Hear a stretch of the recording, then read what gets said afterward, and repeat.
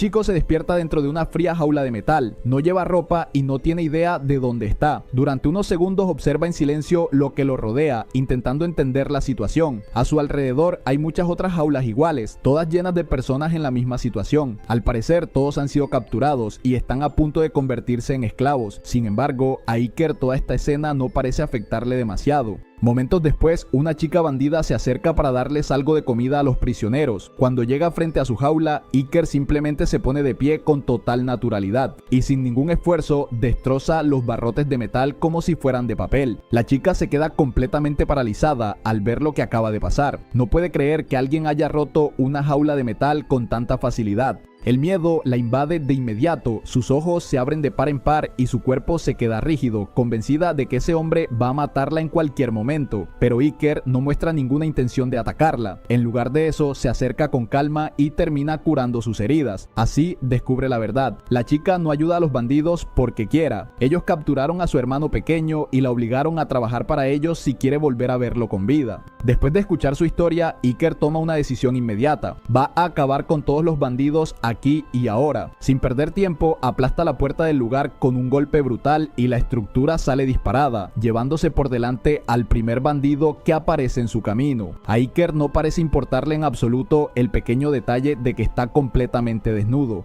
Entonces comienza la pelea. Uno tras otro, los bandidos caen sin poder hacer nada. Iker se mueve con una velocidad absurda, golpeando y derribando enemigos antes de que puedan reaccionar. En cuestión de segundos, el lugar queda lleno de cuerpos tirados por el suelo. Los bandidos están completamente conmocionados, no tienen ninguna oportunidad contra alguien tan rápido y fuerte. Finalmente, Iker llega hasta el jefe de la banda. Este hombre, que en este mundo es considerado bastante poderoso, ni siquiera intenta atacarlo. Después de ver cómo todos sus hombres fueron derrotados sin esfuerzo, solo puede levantar las manos y suplicar. Le pide que espere y le pregunta qué quiere. Dice que puede darle dinero, esclavos o cualquier cosa que pida. Pero Iker ni siquiera responde, simplemente termina de eliminar a los últimos bandidos y camina hacia él. El jefe bandido no entiende nada de lo que está pasando, intenta usar sus poderes espirituales, pero por alguna razón no puede activarlos. No logra sentir su energía y ninguna de sus habilidades funciona. Frente a él está ese hombre desnudo cuya presencia resulta completamente abrumadora. El prota lo observa con una mirada fría, como si estuviera mirando a un insecto insignificante. En ese momento, el bandido entiende que está en serios problemas. Desesperado, empieza a correr hacia su última carta, una enorme jaula donde mantiene encerrado a un monstruo. El jefe bandido libera a la criatura con la esperanza de que ella haga el trabajo por él. Está convencido de que ahora sí ese extraño hombre está acabado, pero en cuanto el monstruo se lanza hacia adelante para atacar, Iker simplemente levanta las manos y bloquea el golpe sin el menor esfuerzo.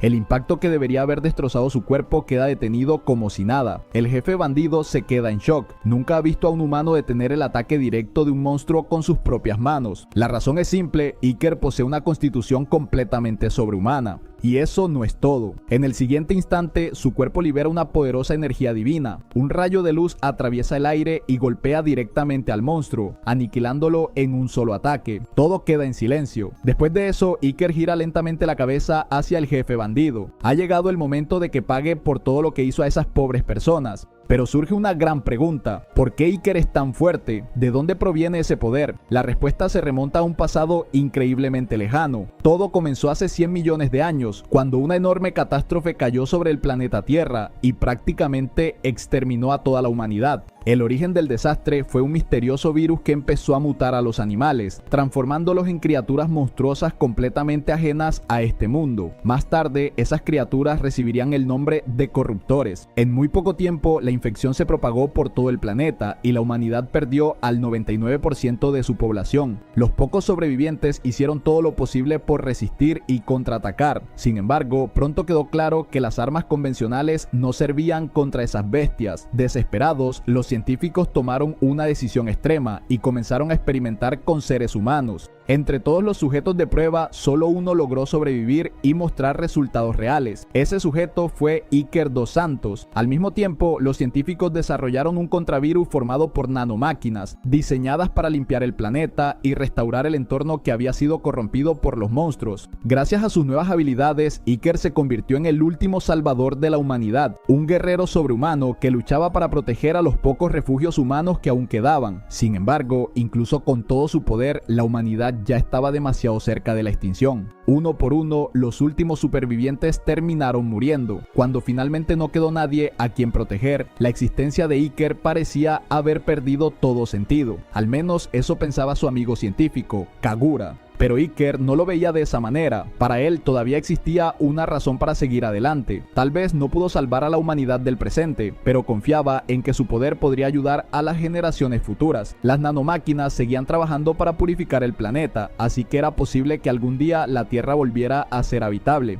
Por esa razón, Kagura decidió colocarlo dentro de una cápsula de hibernación, diseñada para mantenerlo con vida durante siglos. Mientras Iker dormía en éxtasis, los monstruos continuaron dominando el planeta. Sin embargo, con el paso del tiempo, el entorno comenzó a cambiar. Las décadas se convirtieron en siglos, los siglos en milenios, y poco a poco el planeta empezó a recuperarse. Las criaturas extremadamente mutadas comenzaron a debilitarse y nuevas especies empezaron a aparecer. Este proceso de evolución continuó durante 100 millones de años. Finalmente, en el presente, 3 seres humanoides pertenecientes a una nueva especie evolucionada corren desesperadamente mientras intentan escapar de un monstruo aterrador. En medio de su huida, encuentran unas antiguas ruinas y se esconden dentro para refugiarse, pero la bestia no se detiene y entra directamente en el lugar persiguiéndolos. Acorralados y sin salida, los 3 están prácticamente condenados. En un último acto de desesperación, la chica del grupo grita pidiendo ayuda, suplica al dios guardián de su aldea que los salve. Milagrosamente, sus palabras son escuchadas. Justo detrás de ellos se encuentra una antigua cápsula que comienza a activarse. Después de dormir durante 100 millones de años, Iker finalmente despierta. El antiguo humano levanta su mano y dispara un rayo de energía que golpea directamente al monstruo, eliminándolo al instante. Los 3 sobrevivientes se quedan completamente confundidos, incapaces de entender qué acaba de ocurrir, pero la situación se vuelve todavía más extraña cuando, de repente, un hombre completamente desnudo aparece frente a ellos de la nada.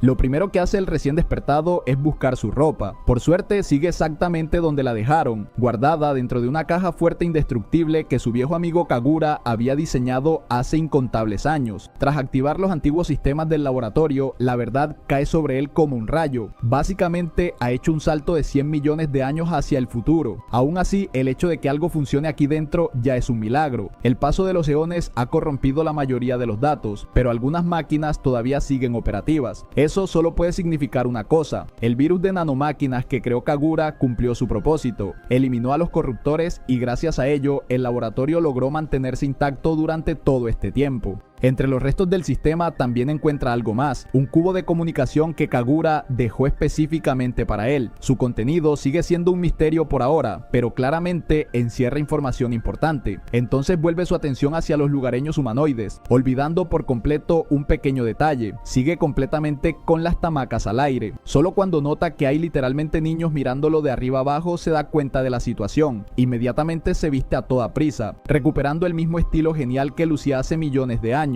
Poco después sale de las instalaciones acompañado por el trío. Sin embargo, apenas pone un pie fuera cuando el intenso sol del horizonte lo ciega al instante. Cuando su vista finalmente se aclara, se queda sorprendido. El paisaje frente a él es espectacular, nada que ver con el panorama apocalíptico que recordaba. Donde antes había devastación, ahora se extiende un mundo vibrante y lleno de vida. Los niños, por su parte, comienzan a correr de regreso hacia su asentamiento, insistiendo en que su dios guardián los siga. Nuestro protagonista, en cambio, está demasiado ocupado intentando entender qué está viendo. Después de todo, a estas alturas la humanidad debería haberse convertido en combustible fósil. Esos humanoides con rasgos animales evidentes solo pueden ser el resultado de millones de años de evolución combinados con la interferencia constante de las nanomáquinas. Y hay algo todavía más extraño: están hablando exactamente el mismo idioma que usaban los humanos hace eones, lo que sugiere que de alguna forma comparten el mismo origen. Decide presentarse y dice que su nombre es Iker dos Santos, aunque les pide que simplemente lo llamen Iker. La primera en responder es la chica de orejas de cabra, que se presenta como Juliet. El chico con apariencia de koala se llama Dampo, y la chica gato que los acompaña es Shandy. Sin embargo, Juliet no pierde tiempo en formalidades. De inmediato toma a Iker del brazo y comienza a arrastrarlo, explicando que su aldea está justo a la vuelta de la esquina. Está desesperado desesperada por llevar a su recién descubierto dios guardián a casa para que pueda protegerlos de los invasores que actualmente los atacan. La escena cambia entonces cuando finalmente llegan al asentamiento. La situación es mucho peor de lo que esperaban. La aldea ya ha sido asaltada y varias casas están completamente envueltas en llamas. El lugar entero parece haber sido devastado. Shandy pierde el control al ver la escena y sale corriendo presa del pánico en busca de su madre.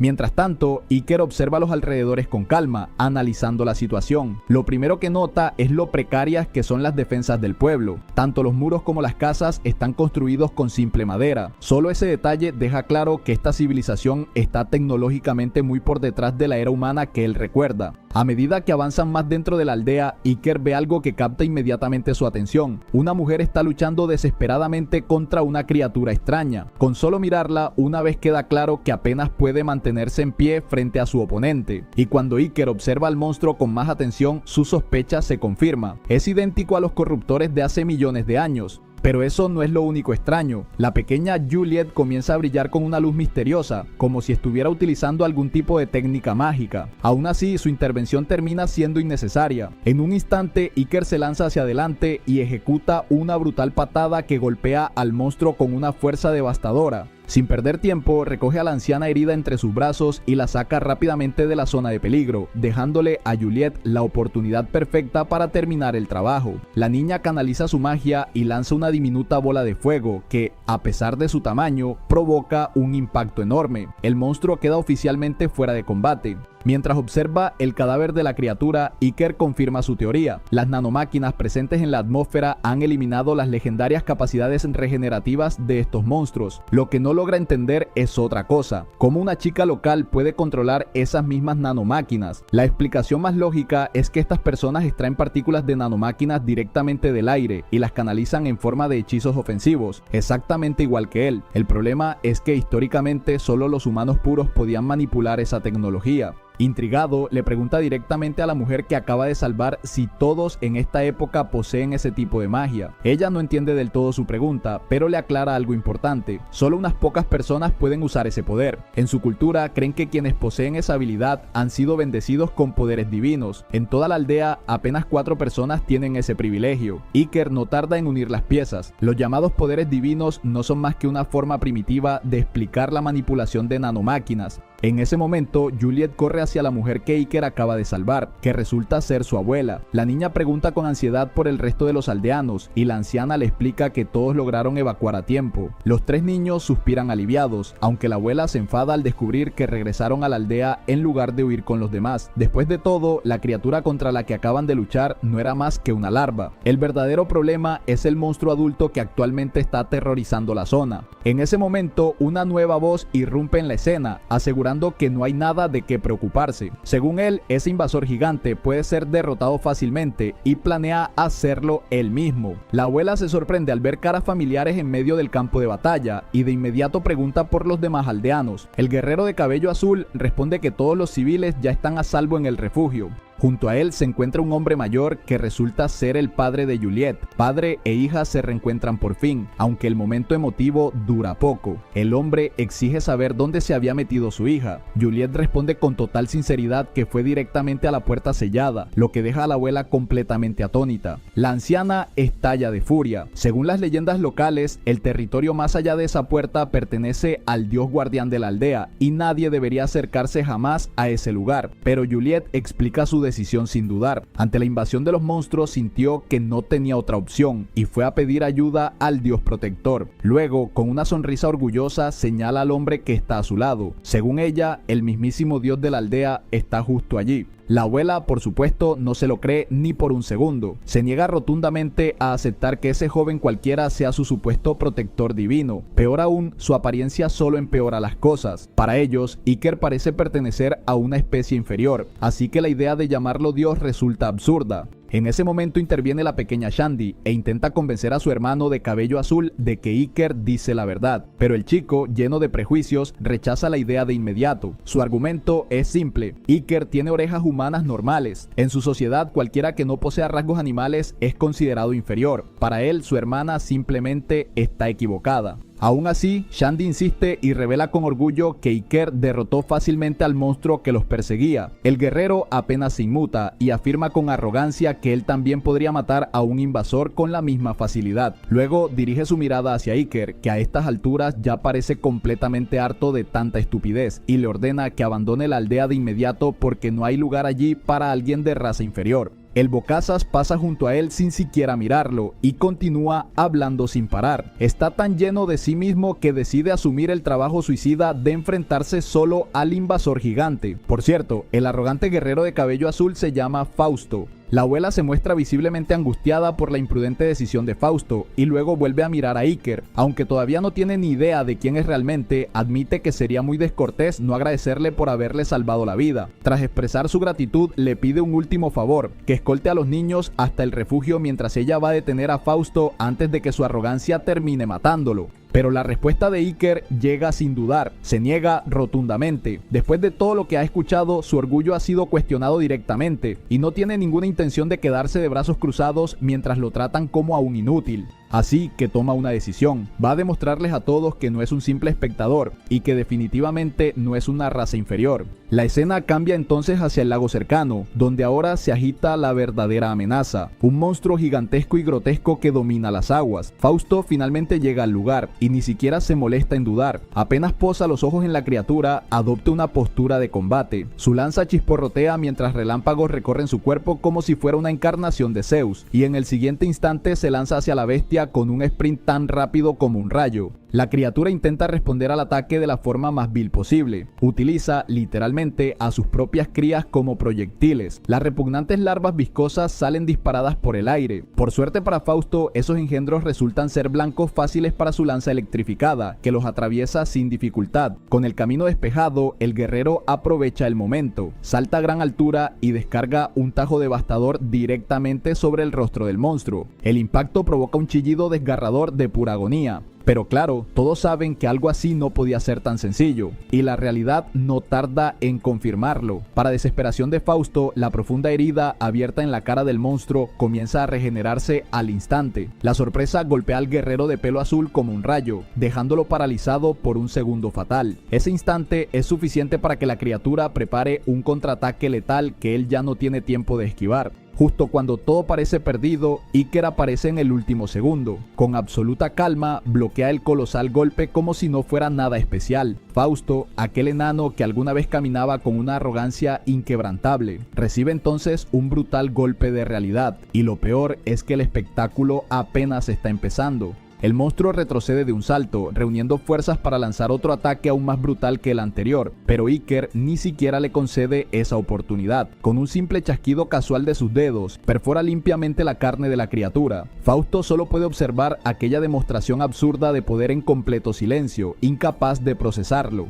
Poco después, el resto del grupo llega corriendo hasta la orilla del lago. Apenas están recuperando el aliento tras el sprint frenético cuando se quedan boquiabiertos otra vez. Iker está deteniendo al colosal monstruo con una sola mano. La bestia insiste en aplicar más y más fuerza, pero el intercambio empieza a aburrir genuinamente a Iker. Decidido a terminar con todo cuanto antes, agarra a Fausto por la cintura y salta fuera de la trayectoria del ataque. Cuando la escena se abre, queda claro lo que ha ocurrido. El enorme monstruo ha sido atravesado completamente de lado a lado por la energía de Iker. Fausto, todavía intentando entender lo que está pasando, protesta frenéticamente. Argumenta que los ataques espectaculares no sirven de nada si la criatura puede regenerarse infinitamente. Sin embargo, Iker ya había contemplado exactamente esa posibilidad. Aquí es donde entran en juego las nanomáquinas, que están neutralizando activamente la regeneración celular del monstruo. De hecho, el corte que Fausto había realizado antes fue bastante considerable. Simplemente resultó demasiado superficial para saturar el factor curativo de la criatura. A estas alturas, Fausto está al borde de un colapso mental. Solo intentar aceptar la idea de que ese supuesto inferior podría ser su verdadero dios guardián ya le está rompiendo la cabeza. Iker, con un tono casi divertido, niega rápidamente cualquier origen divino que lo haga merecedor de un título tan grandioso. Lo único que sabe con certeza es esto: su existencia continúa por una única razón: proteger a las personas del futuro y masacrar a los monstruos que amenazan ese futuro. Enfurecida, la bestia responde con un rugido brutal. Su enorme cola se balancea violentamente convierte en un intento desesperado por aplastar al héroe ágil que sigue deslizándose entre sus defensas como si fuera agua. Después de analizar la situación durante un instante, nuestro protagonista formula una estrategia ganadora. En cuestión de segundos, inmoviliza por completo al monstruo, atrapándolo dentro de densos cristales de hielo amarillo. Mientras carga un golpe final capaz de destrozar a la criatura, decide presentarse como es debido. Se declara a sí mismo como un monstruo nacido directamente de la trágica estupidez de la humanidad, una reliquia que ha sobrevivido a 100 millones de años de letargo, un arma diseñada para limpiar la tierra de esta horrenda amenaza. Fausto no está exactamente en condiciones de entender qué demonios está diciendo ese sujeto. Todo lo que le importa en este momento es una sola cosa: si Iker realmente puede estar a la altura de semejantes afirmaciones. Y, por supuesto, puede. Después de todo, Iker es la culminación literal de innumerables experimentos brutales y tragedias humanas, un arma forjada más allá de la imaginación, nacida de una historia manchada de sangre. Es el primero, el último y el único humano verdadero que queda en este mundo. Con su presentación finalmente completa, Iker libera un ataque de energía tan cegadoramente intenso que el monstruo se incinera en un instante. El rayo es tan absurdamente poderoso que atraviesa la atmósfera de la Tierra y perfora el vacío del espacio, asegurando que ese bastardo no tenga ninguna posibilidad de regenerarse jamás. Cuando todo termina y el monstruo queda reducido a polvo, Fausto pierde por completo la capacidad de hablar. Su arrogancia inflada ha sido aplastada sin piedad frente a sus propios ojos. Mientras tanto, sin que el grupo lo note, alguien observa la escena desde los arbustos. Se trata de una mujer misteriosa que había sido enviada únicamente para vigilar al nuevo tipo de invasor reportado en el lago. Lo que no esperaba, ni siquiera en sus mejores suposiciones, era tener la suerte o la desgracia de presenciar a un tipo de monstruo completamente diferente en acción. Para ella, aquello roza lo imposible. Ni siquiera los altos mandos de élite de los caballeros sagrados en la capital real se atreverían a enfrentarse en solitario a una amenaza de semejante magnitud. Y aún así, ese joven desconocido lo resolvió como si fuera la cosa más sencilla del mundo. La espía, incapaz de contener su emoción, prácticamente tiembla de entusiasmo ante la idea de regresar al gremio y contar cada detalle de lo que acaba de presenciar. Más tarde, ese mismo día, Iker finalmente decide escuchar el mensaje holográfico que su compadre Kagura dejó grabado hace 1.000.000 de años. Su compañero digital comienza reconociendo algo evidente. Para cuando Iker vea ese mensaje, habrán pasado incontables milenios. Debido a ese abismo temporal, Kagura se pregunta con inquietud cómo habrá evolucionado la Tierra y si el planeta realmente logró sanar su medio ambiente. Sin rodeos, lanza la mala noticia: los malvados corruptores jamás desaparecerán por completo, incluso si el mundo consigue recuperarse de forma drástica. Y, siendo sinceros, la prueba es bastante clara. Iker acaba de terminar de enfrentarse a uno hace apenas un momento. Kagura continúa explicando que, mientras Iker permanecía en hibernación profunda, él mismo se sometía periódicamente a sueño criogénico. Su objetivo era despertar cada cierto tiempo para observar los cambios graduales del mundo. Gracias a la restauración ambiental, la cantidad total de corruptores fue disminuyendo lentamente. Sin embargo, surgió un problema inesperado. A medida que el ecosistema cambiaba, esas criaturas también evolucionaban. Esa adaptación dejó claro que la amenaza jamás desaparecería del todo.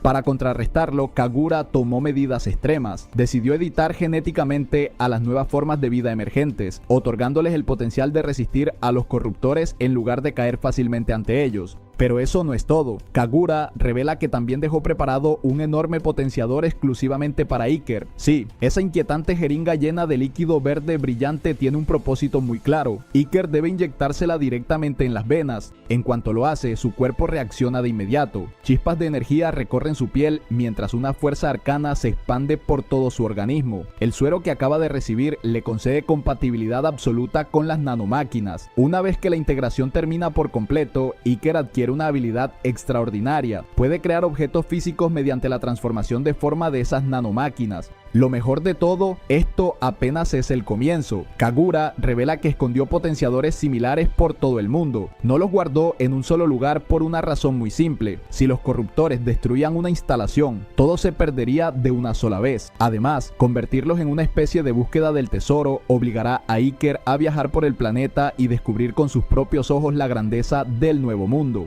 Kagura admite que no sabe qué clase de amenaza representarán los corruptores en esta era tan lejana. Aún así, está completamente seguro de algo: el futuro será mucho más brillante que la sombría realidad apocalíptica que dejaron atrás hace eones. A medida que el mensaje continúa, la proyección holográfica deja ver el paso del tiempo sobre el científico. Kagura aparece cada vez más envejecido. El momento se vuelve agridulce cuando confiesa su tristeza al saber que jamás podrá contemplar con sus propios ojos el mundo restaurado. Después de ceder oficialmente el testigo y confiarle a Iker el futuro del planeta, el mensaje llega finalmente a su fin. Justo entonces, Juliet y el resto del grupo aparecen buscándolo con urgencia. Han venido a encontrar a su supuesto dios guardián. Ella, junto al peculiar tipo koala llamado Danpo, insiste en llevárselo de vuelta al pueblo, donde todo el asentamiento lo espera con entusiasmo. Mientras regresan, los agudos ojos de Iker se fijan en algo curioso. Del cuello de Juliet cuelga una familiar llave de acceso a instalaciones de investigación. Intrigado, le pregunta por el colgante y cómo terminó en sus manos. Juliet explica que hace muchísimo tiempo un individuo extraordinario pidió a sus antepasados que lo transmitieran de generación en generación como un amuleto protector. La leyenda afirmaba que si alguna vez el pueblo se enfrentaba a un peligro inminente, esa llave invocaría al dios guardián para protegerlos. Al escuchar aquello, Iker queda profundamente conmovido. Comprende hasta qué punto su amigo pensó en todo antes de desaparecer, y una profunda sensación de gratitud hacia Kagura se instala en su corazón. Poco después, la escena se traslada al centro del pueblo. Allí ya hay una celebración en pleno apogeo. Mientras los adultos se dedican a comer y beber sin descanso, los niños no tardan en rodear a Iker y llevarlo de nuevo al centro de atención. Sin embargo, el ambiente cambia ligeramente cuando algunos aldeanos adultos empiezan a murmurar entre ellos. Al ver a una criatura de una especie inferior, sus mentes estrechas no logran comprender cómo alguien biológicamente común puede ostentar el legendario título de Dios Guardián. En el instante en que comienzan a cuestionar el potencial de Iker, Fausto se levanta de golpe. Furioso, arremete contra el grupo por atreverse a señalar al hombre que los salvó. Incluso llega a repartir un par de puñetazos bien merecidos. Después de todo, esos mismos hipócritas fueron los primeros en huir cuando el peligro apareció. Juliet y Danpo observan la escena en silencio. Para ellos, la hipocresía que emana de Fausto es casi palpable, y no es para menos. Apenas unas horas antes, él mismo era quien se burlaba y dudaba de la fuerza de Iker. En medio del alboroto, la anciana del pueblo da un paso al frente para dirigirse personalmente a Iker. Conmovida y profundamente agradecida, intenta expresar la gratitud de todo el asentamiento. La verdad es simple: si Iker no hubiera intervenido a tiempo, ninguno de ellos seguiría con vida. El pueblo entero habría quedado reducido a cenizas. Fiel a su estilo, Iker descarta los elogios con total naturalidad. Insiste en que simplemente estaba haciendo su trabajo. Aún así, sabe que la gente no lo dejará marcharse sin ofrecer algo a cambio como muestra de buena voluntad.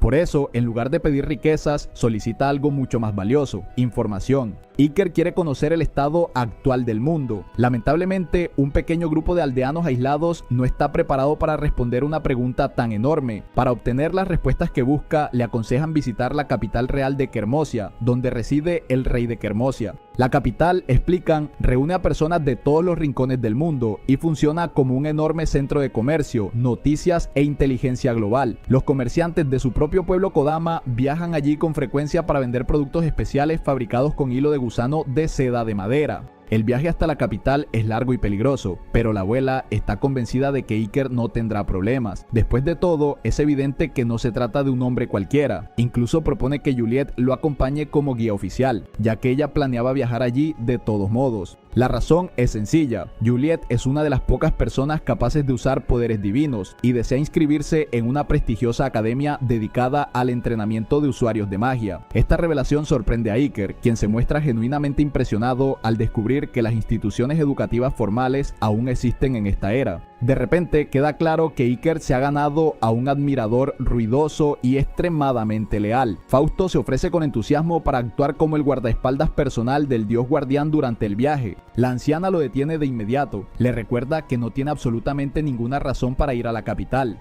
pero Fausto responde con orgullo que sí la tiene. Planea unirse a la estimada Orden de los Caballeros Sagrados. La abuela, sin embargo, no comparte su entusiasmo. Con total franqueza le recuerda que ni siquiera logró ser aceptado en la academia básica, por lo que entrar en la orden de élite es prácticamente imposible. Esto sorprende a Iker, dado que Fausto posee poder divino, asumía que aprobaría el proceso de admisión sin dificultad. Juliet entonces aclara el verdadero problema. Existe un examen escrito obligatorio diseñado para filtrar a los idiotas, y Fausto fue víctima directa de su propia estupidez. Más allá de la broma, Iker empieza a sentir cada vez más curiosidad por esa clase de élite conocida como los Caballeros Sagrados. En otro momento de la historia, la escena se traslada fuera del pueblo. Allí, un caballero fuertemente blindado escucha un informe que lo deja completamente atónito. El gigante que aterrorizaba la región del pueblo Kodama ha sido eliminado. Quien transmite esa noticia es exactamente la misma espía que observó toda la batalla del lago escondida entre los arbustos. El caballero le exige que confirme la información una vez más. La joven, sin titubear, reafirma cada palabra. El caballero sagrado no puede creerlo. Hasta ese día jamás imaginó que alguien fuera de su orden pudiera poseer la fuerza suficiente para derrotar por sí solo a una criatura de semejante calibre. De pronto, en mitad del informe, un corruptor intenta emboscar a la espía saltando directamente hacia su espalda. El caballero reacciona a una velocidad cegadora, desenvaina su espada y corta al monstruo limpiamente en dos. En lugar de regresar a la seguridad del reino, toma una decisión inesperada. Su curiosidad es demasiado grande. Está decidido a encontrar personalmente al misterioso hombre que fue capaz de masacrar sin esfuerzo a una bestia tan colosal. Iker abre los ojos en una mañana espléndida y respira profundamente el aire puro. Aún le cuesta creer que pueda contemplar un paisaje tan hermoso y tranquilo. Sin embargo, una pequeña sombra pasa por su mente. Lamenta que su querido amigo Kagura no esté allí para disfrutarlo junto a él. En ese momento, uno de los niños del lugar aparece con su ropa en las manos y, con gran insistencia, le recuerda que el dios guardián debe vestirse. La escena cambia entonces a las afueras del pueblo. La abuela de Juliet le recuerda a su nieta que debe cumplir correctamente con su deber como guía durante el viaje. Mientras tanto, Fausto no puede ocultar su frustración. Está completamente harto de no haber sido él quien acompañara a Iker. Aún así, Iker muestra un interés especial en el chico. Incluso llega a elogiar sus movimientos y le asegura que lo estará esperando cuando llegue a la capital real. Ese simple comentario provoca una reacción explosiva. Fausto comienza a chillar como un fanático desbordado, deseándole lo mejor al dios guardián y pidiéndole que cuide bien de Juliet. A la propia Juliet también le dan varias recomendaciones para que se cuide durante el trayecto. Con esas palabras de despedida, el viaje finalmente comienza. La chica bajita y el hombre alto avanzan juntos por el camino, atravesando paisajes hermosos y pintorescos que se suceden uno tras otro. Juliet se encarga de mostrarle los alrededores mientras avanzan, hasta que finalmente llega el momento de montar el campamento para descansar. Durante la pausa, Iker le pregunta qué tan lejos se encuentra la capital. Juliet le explica que todavía quedan 4 días de caminata. No es tan lejos como él había imaginado. Sin embargo, la curiosidad de la chica no tarda en aparecer. Quiere saber más sobre la historia de Iker y por qué está tan empeñado en recorrer el mundo. Iker simplemente sonríe y se niega a responder. Dice que es un secreto.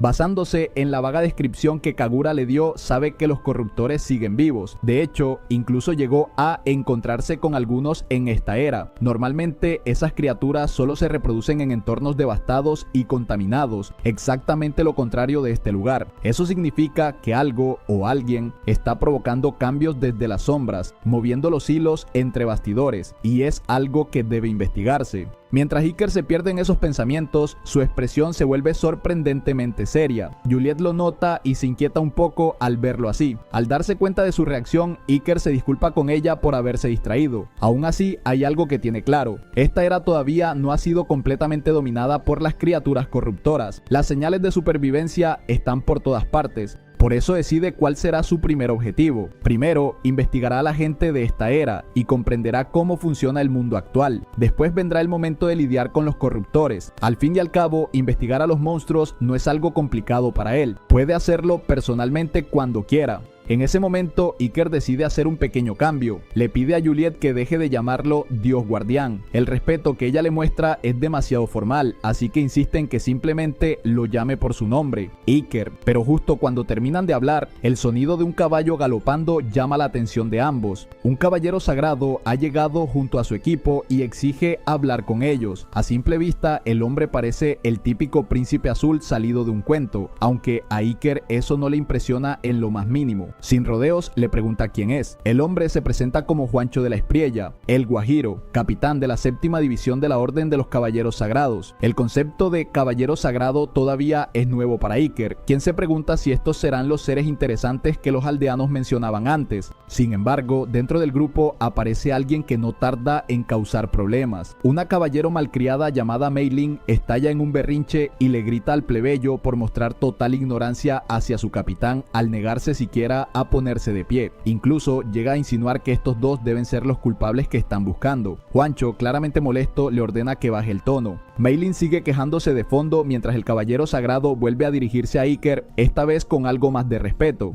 Iker solo muestra curiosidad por las palabras que Mei Ling dijo antes, pero Juancho le resta importancia al asunto, como si ella simplemente hubiera sido grosera. Inmediatamente después cambia de tema y pregunta quién es el hombre, de dónde viene y hacia dónde se dirige. Juliet responde en su lugar, explica que ambos pertenecen a la aldea Kodama y que están viajando hacia la capital real. Mei Ling aprovecha esa información como si fuera una confirmación. Con aires de superioridad, vuelve a acusarlos de ser de una especie inferior. De hecho, comienza a dar una larga y pretenciosa explicación, actuando como si tuviera un IQ de 3000 por haber desenmascarado a los seres inferiores de la aldea Kodama. Curiosamente, a Iker le llama más la atención otra cosa. En este mundo existen registros de nacimiento. Para él, ese detalle resulta sorprendentemente interesante. El Guajiro interviene una vez más antes de que Mei Ling siga haciendo suposiciones imprudentes. De hecho, él mismo ya ha notado algo importante. La niña, Juliet, lleva puesta ropa especial de Kodama, prendas conocidas por su altísima calidad. Incluso en la capital son consideradas artículos valiosos. Los niños comunes de la aldea no usan ropa de la realeza, lo que confirma que realmente provienen de la aldea Kodama y demuestra una vez más que Mei Ling estaba completamente equivocada. Aún así, aunque está convencido sobre la identidad de la chica, Juancho desenfunda su espada y apunta directamente al hombre frente a él. Declara que Iker es diferente al resto. Para empezar, nunca ha visto ropa como la que lleva puesta, lo que deja una pregunta evidente: ¿de dónde viene realmente?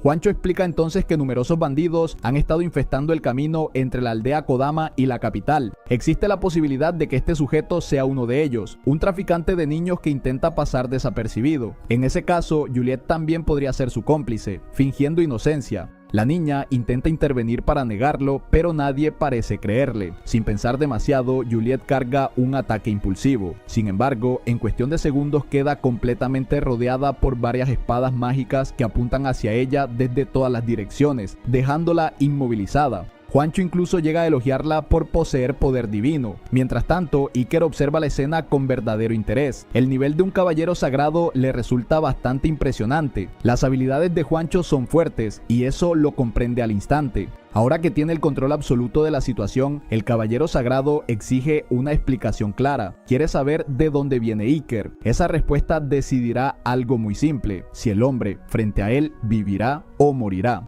Pero al escuchar esas palabras, Iker no responde, simplemente lo fulmina con una mirada asesina. La tensión corta el aire, pero al final Iker decide no dejarse arrastrar por sus emociones. Con total calma, simplemente afirma que viene de la aldea Kodama. Mei Ling reacciona al instante y lo llama mentiroso sin dudarlo, pero Juancho, en cambio, acepta la explicación con absoluta naturalidad y baja su arma. El giro resulta sorprendente, sobre todo considerando que apenas unos momentos antes estaba a punto de lanzar amenazas de muerte. El caballero sagrado percibe que no hay mentira en sus palabras, mientras Juliet declara oficialmente a Iker como el dios guardián de la aldea. La idea de un dios guardián despierta la curiosidad del caballero sagrado, aunque no parece tomárselo demasiado en serio. Acto seguido se da la vuelta para marcharse, monta nuevamente su caballo y se disculpa por la rudeza de antes. En realidad, Juancho solo estaba cumpliendo con su deber. El capitán comenta que probablemente volverán a encontrarse en la capital real en el futuro. Incluso les ofrece que lo busquen si alguna vez se meten en problemas. Dicho eso, se retira con rapidez, dejando a Mei Ling visiblemente avergonzada, ya que por alguna razón ella parecía desear que todo todo terminara en un gran desastre. Hasta Iker queda desconcertado ante la extraña necesidad de drama de esta mujer. La escena cambia entonces. Ahora vemos al equipo en camino a su próximo destino. Meilin sigue presionando el tema sin ninguna razón, insistiendo en que Iker es sospechoso y que nunca debieron dejar escapar a esa raza inferior. Sin embargo, cuando intenta pronunciar esas palabras, estas se le quedan atoradas en la garganta. Juancho se burla de ella por no tener claro quién de todos es realmente la especie inferior. Confirmando esa idea, Ria también se muestra de acuerdo, para sorpresa total de Meilin. De hecho, Ria recalca la enorme brecha que existía entre ellos y el hombre al que acababan de enfrentarse. Juancho revela que intentó moverse 3 veces en un instante, pero ni siquiera su determinación se lo permitió. Podía sentir que Iker, con la mano dentro del bolsillo, habría actuado de inmediato y lo habría contrarrestado antes incluso de que completara el movimiento. Nadie entiende muy bien qué significa eso exactamente, pero aún así, maldita sea, buen trabajo, protagonista.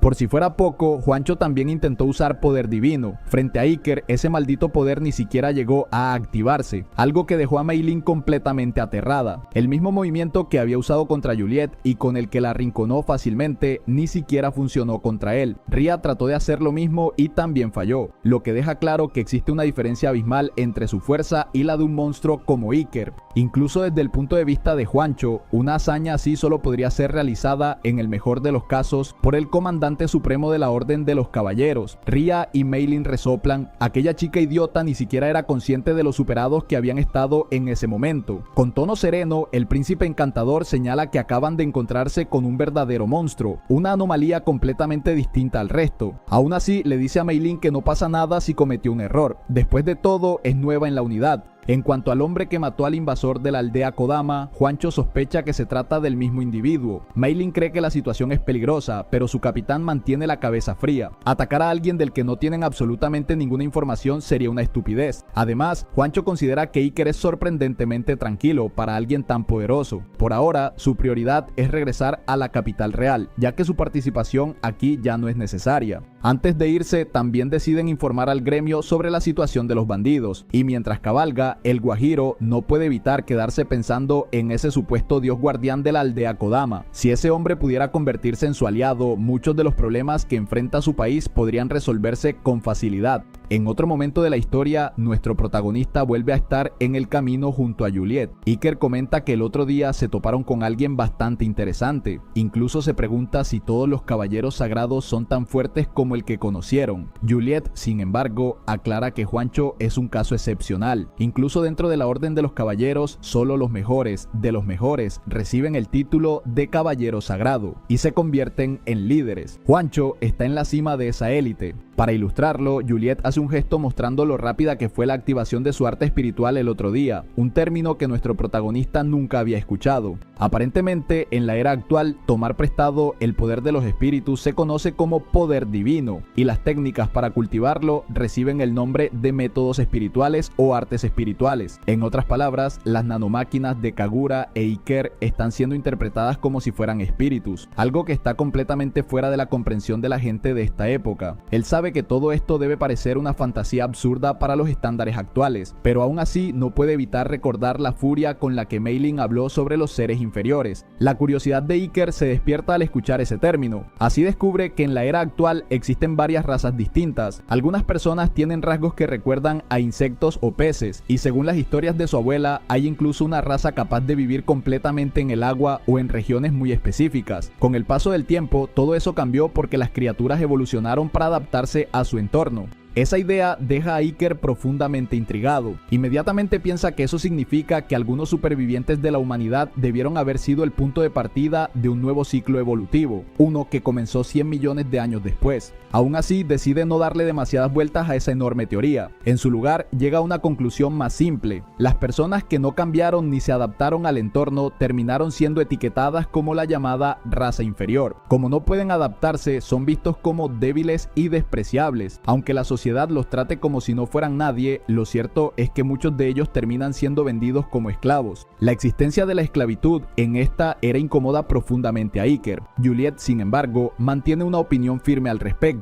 Con entusiasmo asegura que casi no hay diferencia entre ellos y esos llamados seres inferiores. No entiende por qué la gente desprecia a otros solo por ser diferentes. Para ella, cada persona es extraña a su manera. Al escuchar esas palabras, Iker no puede evitar sentirse impresionado por el carácter de aquella pequeña niña. Mientras continúan hablando, la escena vuelve a cambiar. De repente, alguien aparece frente a ellos en medio del camino. Su aspecto es desaliñado y su cuerpo está lleno de golpes. El muchacho se desploma sobre el suelo y suplica ayuda desesperadamente, mientras Juliet corre hacia él de inmediato. Iker observa al chico con atención. Tras examinarlo un momento, nota algo importante. No tiene ninguna característica animal, ni siquiera en las orejas. Eso solo puede significar una cosa: esa persona es humana. La niña está cubierta de moretones desde el cuello hasta los pies. A simple vista queda claro que esas heridas no provienen de un accidente cualquiera. Juliet se apresura a levantarla con cuidado mientras Iker activa sus poderes para ayudar a curarla. Sin embargo, en lugar de agradecer, la chica abandona su actuación al instante. Saca una cuchilla y la coloca contra el cuello de Juliet, amenazando con matarla si él se mueve siquiera un centímetro.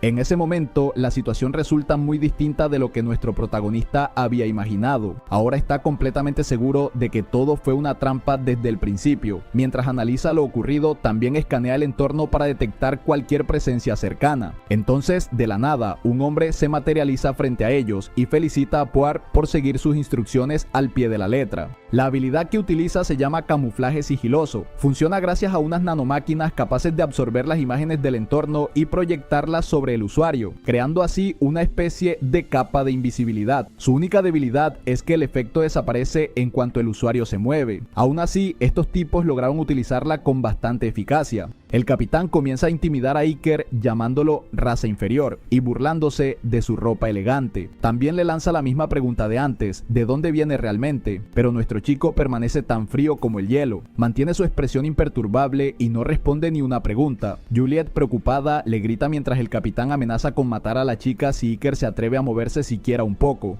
Juliet intenta actuar por su cuenta y activa su habilidad, pero Iker le dice que se detenga de inmediato. No quiere que utilice ese poder contra otras personas, dejando entrever que es algo peligroso. La niña no sabe qué hacer. Mientras tanto, el capitán bandido parece estar disfrutando toda la escena, especialmente cuando descubre que la chica también posee poder divino. Entonces vuelven a dirigirse a Iker preguntándole si él también es capaz de manejar una fuerza semejante, pero nuestro compa decide divertirse un poco y se comporta como si fuera un misterio imposible de descifrar. Irritado por su actitud, uno de los subordinados, un auténtico cabeza de homosexual, lo patea y lo derriba al suelo, recordándole a la raza inferior que debe mantenerse en su lugar. El capitán, molesto, reprende a su subordinado por intentar dañar la mercancía, aunque siendo sinceros, tampoco esperan venderlos a un buen precio. Ni siquiera contemplan la posibilidad de que Iker posea poder divino. A sus ojos, en el mejor de los casos, parece simplemente un ser inferior. Mientras tanto, Juliet empieza a darse cuenta de algo inquietante. Estos hombres coinciden perfectamente con la descripción de los bandidos y traficantes de esclavos de los que Juancho les había advertido. El líder de los bandidos activa entonces su propio hechizo para encargarse primero de la chica, mientras Juliet comienza a temer seriamente por su vida. A este ritmo, piensa, terminarán siendo vendidos como esclavos. La escena cambia entonces. De manera casi cómica, Iker despierta a Juliet de su reparador sueño. Ahora está sin camisa, porque aquellos idiotas literalmente le robaron toda la pinta, dejándolo únicamente con la tanga. Juliet parece estar físicamente bien, pero no puede evitar preguntarse dónde demonios están.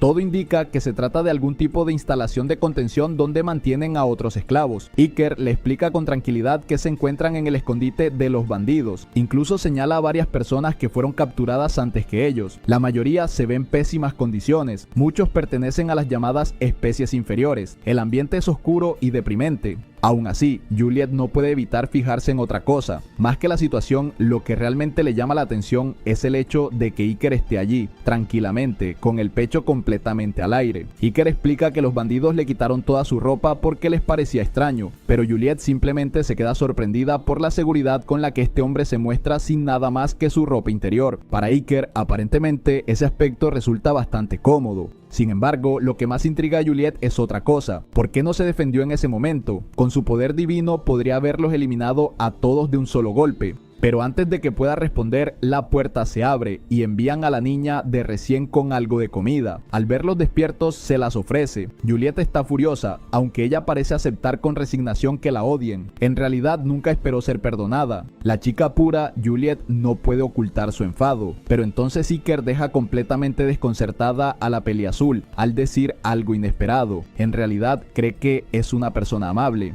La supuesta traidora se queda sin palabras. Iker entonces explica su razonamiento. Las personas verdaderamente malas ni siquiera se preocupan por si alguien las odia o si merecen perdón. Simplemente no les importa. El hecho de que ella piense en esas cosas demuestra que no es como ellos. Después de ese momento, el hombre en ropa interior decide que ya ha jugado suficiente. Se levanta, se acerca a los barrotes de la celda y, agarrándolos con ambas manos, los dobla lentamente y los separa hasta abrir un hueco por el que puede pasar. La peliazul se queda completamente boquiabierta. En realidad, Iker había estado esperando precisamente este momento. Todo ese tiempo aguardó a que ella apareciera para poder hablar en privado. La peliazul no entiende por qué, pero Iker ya ha llegado a una conclusión. Él puede percibir que la están chantajeando. Más exactamente, alguien a quien ella quiere está encerrado en algún lugar de ese escondite y la obligan a trabajar para ellos bajo amenaza. Ella queda aterrada al escuchar la deducción de Iker. Su suposición es absurdamente precisa. Entonces Iker hace algo aún más inesperado. Utiliza su poder para curar las heridas que ella aún tiene y le explica algo sencillo. La única razón por la que cayó en la trampa fue porque sabía que esas heridas eran reales. Los criminales no golpean a sus propios aliados hasta dejarlos al borde de la muerte. Por eso supo desde el principio que estaba siendo obligada a cooperar. Las palabras de Iker hacen que una enorme culpa invada a la chica. Finalmente decide contar la verdad. Su hermanito, Nino, fue capturado por esos 6 desgraciados. La amenazan constantemente con vender al niño fuera del país si se niega a obedecer. También le aseguran que nunca volverá a verlo. Mientras lo confiesa, rompe a llorar. Entre lágrimas, revela que esos mismos hombres también masacraron a sus padres. Ahora su hermano es lo único que le queda en el mundo. Solo escuchar esa historia basta para encender algo dentro de Iker. El ambiente cambia de inmediato. Una rabia intensa comienza a brotar en él. En ese instante, Juliet finalmente comprende por qué permitió que lo capturaran. Desde el principio, su objetivo era salvar a todas las víctimas atrapadas allí. Pero también entiende algo más. Los villanos son obstinados. Si uno solo logra escapar, tarde o temprano volverá a levantar cabeza y causará más problemas. Por eso, Iker no piensa dejar cabos sueltos. En pocas palabras, quiere aplastar a todas esas cucarachas de una sola vez. Y para empezar, lanza un brutal golpe por la espalda contra uno de los bandidos, ese tipo peludo, dejándolo completamente fuera de combate. Con el camino ahora despejado, está listo para hacerles el amor a toda esa escoria. Después de todo, Iker entiende la mente de los villanos mejor que nadie, y esta vez ninguno va a escapar. Y así es como todo empieza a entenderse cuando la historia retrocede 100 millones de años en el pasado, en una época en la que la civilización humana había alcanzado su máximo desarrollo tecnológico. En aquel entonces, el chico estaba completamente destrozado y no tenía absolutamente nada. Al principio, lo único que pensó fue en admirar la justicia del mundo. Sin embargo, esa admiración pronto dio paso a una segunda y más inquietante conclusión. Cualquier mundo que necesitara justicia estaba inevitablemente lleno de personas malvadas, gente que estaría más que dispuesta a cazarlo. Vivir una vida ordinaria es algo digno de elogio, pero debido al entorno en el que creció, el chico jamás llegó a experimentar la paz que tanto anhelaba. Por eso, cada vez que alguien intentaba meterse con él, Iker respondía sin contenerse. Literalmente aplastaba a sus enemigos bajo el peso de sus poderes, rompiendo huesos y destruyéndolos sin piedad a lo largo de los años. Donde quiera que iba, derrotaba a gente malvada, aplastando una y otra vez a quienes perturbaban la paz del mundo. Hasta que, un día apareció un hombre con una opinión distinta. Ese hombre estaba convencido de que Iker había nacido en el mundo equivocado, y ese pensamiento es justamente lo que nos devuelve al presente.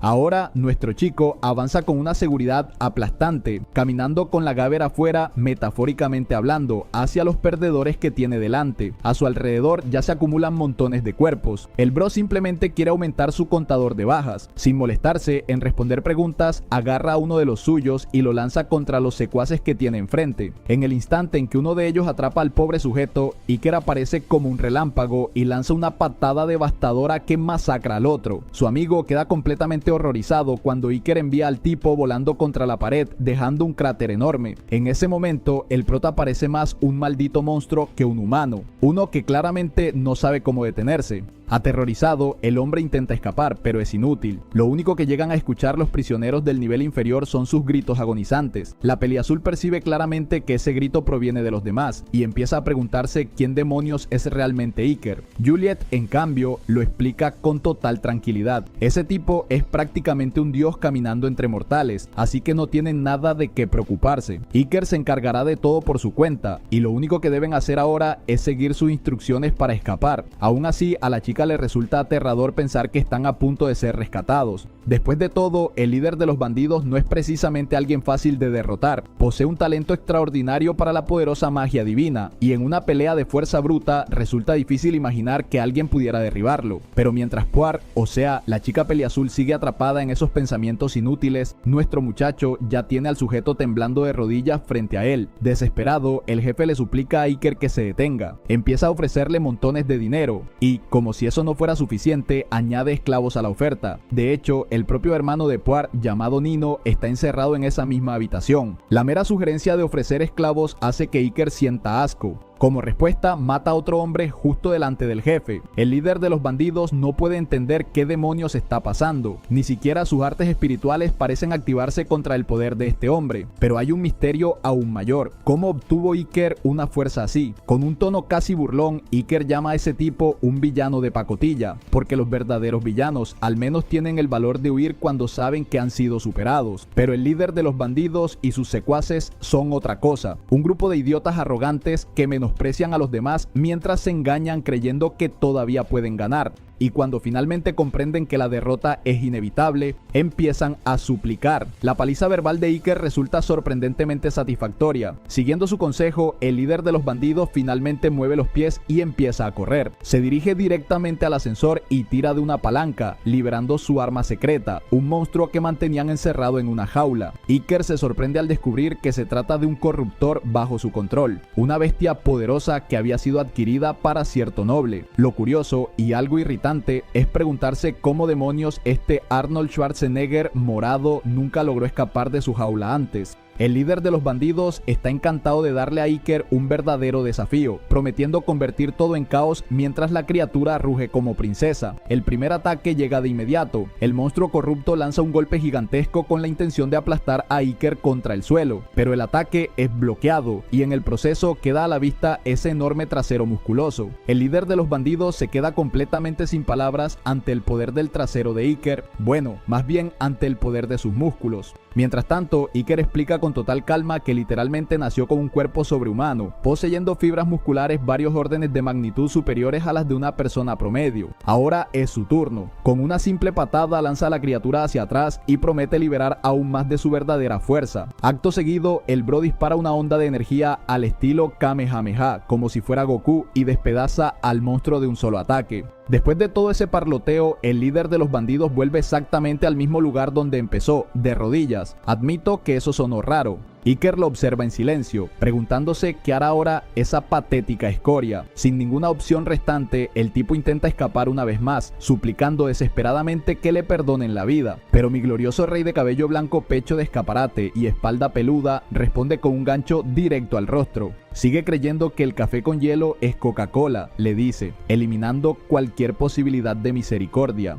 Con el problema ya solucionado, Iker recupera su atuendo para reforzar su aura y, antes de nada, se disculpa con los niños por haberlos hecho esperar. Luego pasa a lo realmente importante. Quiere revisar los documentos para reunir pruebas directas de los crímenes de esos bandidos. Abre uno de los cajones y encuentra un curioso montón de notas. A simple vista, cualquiera pensaría que el tipo que las guardaba había ganado la lotería, pero la realidad es muy distinta. Nuestro protagonista no tiene la menor idea de qué demonios está leyendo. El idioma le resulta completamente desconocido y está tan concentrado intentando descifrarlo que ni siquiera se le ocurre usar a Juliet para pedirle ayuda. Aún así, Iker no logra entender por qué esos bandidos estaban utilizando a los corruptos. Para aclarar sus sospechas, decide inspeccionar los restos destrozados del monstruo que derrotó. Gracias a eso consigue acceder a las cámaras de las nanomáquinas que flotan por toda la habitación. Su intención es revisar al menos los registros de la última semana, y en medio de las grabaciones encuentra algo que le llama especialmente la atención. Al parecer, un noble había acudido a ese lugar llevando consigo al monstruo. Cuando le preguntaron por sus intenciones con la criatura, se negó negó a dar cualquier explicación. En lugar de eso, soltó una pequeña pero inquietante pista. Insinuó que la caída del país estaba cerca. Iker guarda ese detalle en su mente para analizarlo más adelante.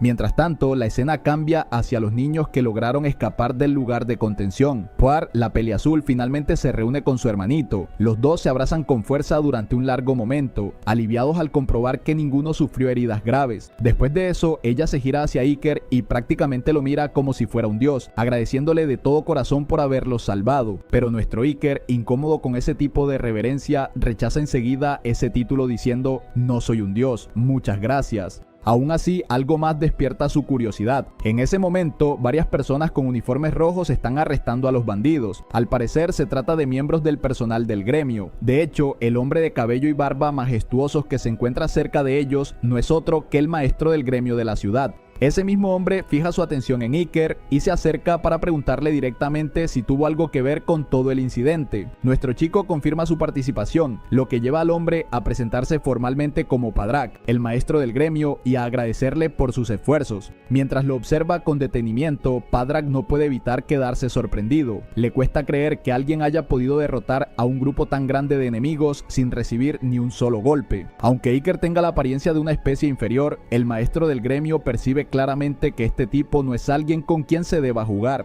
Después de eso, Padrak explica que el incidente ha provocado enormes daños y que las solicitudes para exterminar bandidos están en su punto más alto. Esto despierta la curiosidad de Iker, ya que él pensaba que cualquier señor feudal se encargaría de priorizar la captura de criminales. El maestro del gremio se ríe ante esa idea. Explica que ni siquiera el señor de la ciudad posee tal nivel de autoridad. En realidad, combatir el crimen es responsabilidad de los miembros del gremio, quienes han jurado lealtad directamente al rey. Incluso si el propio gobernante de la tierra, Lord Champion, cometiera un delito, el gremio tendría que informar del caso al monarca, aunque algo así suene bastante improbable. Padrak habla con total seguridad, mientras que Iker, en silencio, compara la situación con el mundo de hace 100 millones de años. En su mente, la conclusión es simple. El señor feudal funciona como una especie de alcalde, mientras que el gremio actúa básicamente como la policía. Incluso así, Iker no puede evitar desconfiar de Lord Champion. Por eso decide entregar todos los documentos que recuperó del escondite de los bandidos y pregunta si podrían resultar útiles para el gremio. El maestro del gremio toma uno de los papeles y comienza a leerlo. Poco después se da cuenta de algo impactante. Se trata de una lista completa de las personas que comerciaban con los bandidos. Gracias a ese registro, ahora podrían arrestar fácilmente a todos los implicados. Intrigado, Iker pregunta entonces si el nombre del señor de la ciudad aparece también en la lista, pero la respuesta resulta inesperada. El nombre de Lord Champion no figura por ninguna parte, lo que sugiere que, si realmente está involucrado, ha sabido ocultar su rastro con bastante astucia. Por ahora, Iker no puede hacer mucho más respecto a ese asunto. Ya ayudó a liberar a los esclavos, así que lo siguiente que quiere saber es qué ocurrirá con ellos. El maestro del gremio le explica que se encargarán de devolver a cada uno a su hogar, siempre y cuando exista una denuncia de desaparición registrada, pero aquellos que no tengan familiares ni reportes, lamentablemente no tienen ningún lugar al que regresar. El sistema es una auténtica basura, porque ni siquiera contempla casos como el de Poir y su hermanito Nino, que perdieron a sus padres. Por eso Iker pregunta si existe algún refugio donde puedan alojarlos. La respuesta lo sorprende aún más. En esta época ni siquiera hay un refugio en la ciudad. Padrak solo podría intentar conseguirles algún trabajo, pero ambos están clasificados como inferiores, así que incluso eso resultaría complicado. Los niños bajan la cabeza abatidos. Iker, por su parte, siente una amarga decepción al ver que, incluso en este mundo, las cosas funcionan igual de mal. No quiere abandonarlos, aunque no haya trabajo ni un lugar para ellos. Entonces, de repente, se le ocurre una idea. Iker les pregunta directamente si estarían dispuestos a trabajar en algún sitio si se les presentara la oportunidad. Poir asiente con determinación y dice que quiere intentarlo. Esa respuesta le trae a Iker un recuerdo, el caballero dorado Juancho, quien en una ocasión se ofreció a ayudar si alguna vez lo necesitaban. La escena cambia entonces hacia la capital, llamada Capital Real Curumaní, donde se encuentra precisamente Juancho. El caballero sagrado acaba de regresar cuando, de repente, siente un escalofrío que aparece de la nada. Al llegar a su mansión, ordena a su equipo que descanse por el resto del día. Después se dirige a sus aposentos, donde es recibido por un séquito de doncellas y mayordomos que lo saludan con orgullo y solemnidad. Lo primero que hace es preguntar si hay novedades. Sin embargo, por las reacciones de sus sirvientes, el caballero sagrado se da cuenta enseguida de que algo no anda bien. El mayordomo se disculpa por tener que informarle justo cuando acaba de regresar. Mientras tanto, desde lo alto de la estancia, su hermana observa toda la escena con una mirada fría y fulminante.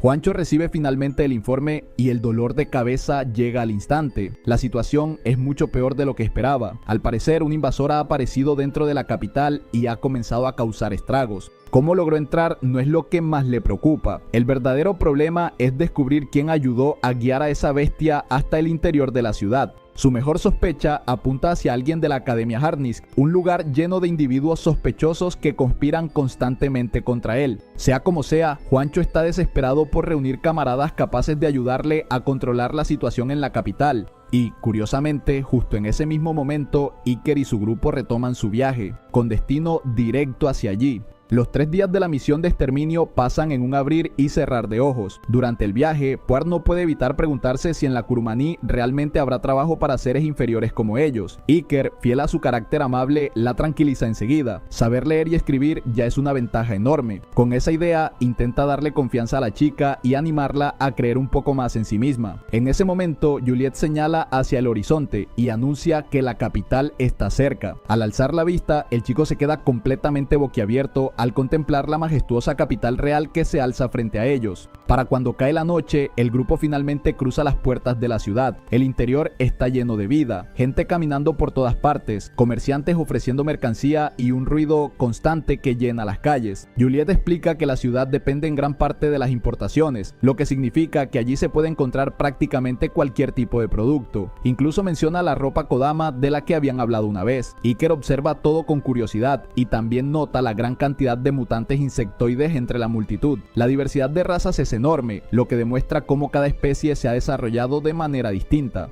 Las calles están impecables y la seguridad parece de primera. A simple vista, Kurumaní funciona de manera impecable. Sin embargo, incluso con todas esas ventajas, todavía existen rincones que resultan desagradables. Iker no tarda en darse cuenta de ello y reflexiona que cada era, sin importar lo avanzada que parezca, siempre trae consigo su propio paquete de problemas. Un poco después, Iker le pregunta a Juliet sobre el examen de ingreso a la academia. La respuesta llega rápido, será la próxima semana. Eso significa que tendrán que esperar varios días antes de intentarlo. Sin embargo, alguien escucha su conversación por casualidad. Una chica rubia, intrigada, se pregunta si ese grupo realmente está interesado en entrar a la Academia Harnisk, sobre todo considerando que todos parecen pertenecer a especies inferiores. La escena cambia entonces al interior de un hotel. Nada más entrar en la habitación, Juliet y Nino se lanzan sobre las camas blandas y cómodas sin pensarlo 2 veces. Después de tanto viaje, por fin pueden dormir en un lugar decente. El objetivo inicial de Iker, llegar a la capital, finalmente se ha cumplido. Sin embargo, ahora surge una nueva pregunta en su mente. ¿Qué debería hacer a partir de aquí? Aunque esta sea una nueva era, el problema básico sigue siendo el mismo. Necesita dinero para sobrevivir. Es cierto que obtuvo una buena cantidad tras el exterminio de los bandidos, pero sabe perfectamente que ese dinero no durará para siempre, especialmente teniendo que mantener a 4 personas. A esto se suma otro problema inmediato: encontrar trabajo para los chicos. Una posible solución sería reunirse con Juancho. El problema es que en este momento no tienen idea de dónde está ni qué contactos podrían llevarlos hasta él. Mientras piensa en ello, Iker comienza a ordenar sus prioridades. Entre todas las opciones, decide que lo más importante es investigar a los corruptores. En esta era hay personas intentando explotar a esos monstruos para sus propios fines, algo extremadamente peligroso. Los corruptores son criaturas demasiado peligrosas como para dejarlas sin control. Esta vez, Iker está decidido a no permitir que los vivos vuelvan a enfrentarse a la aniquilación total.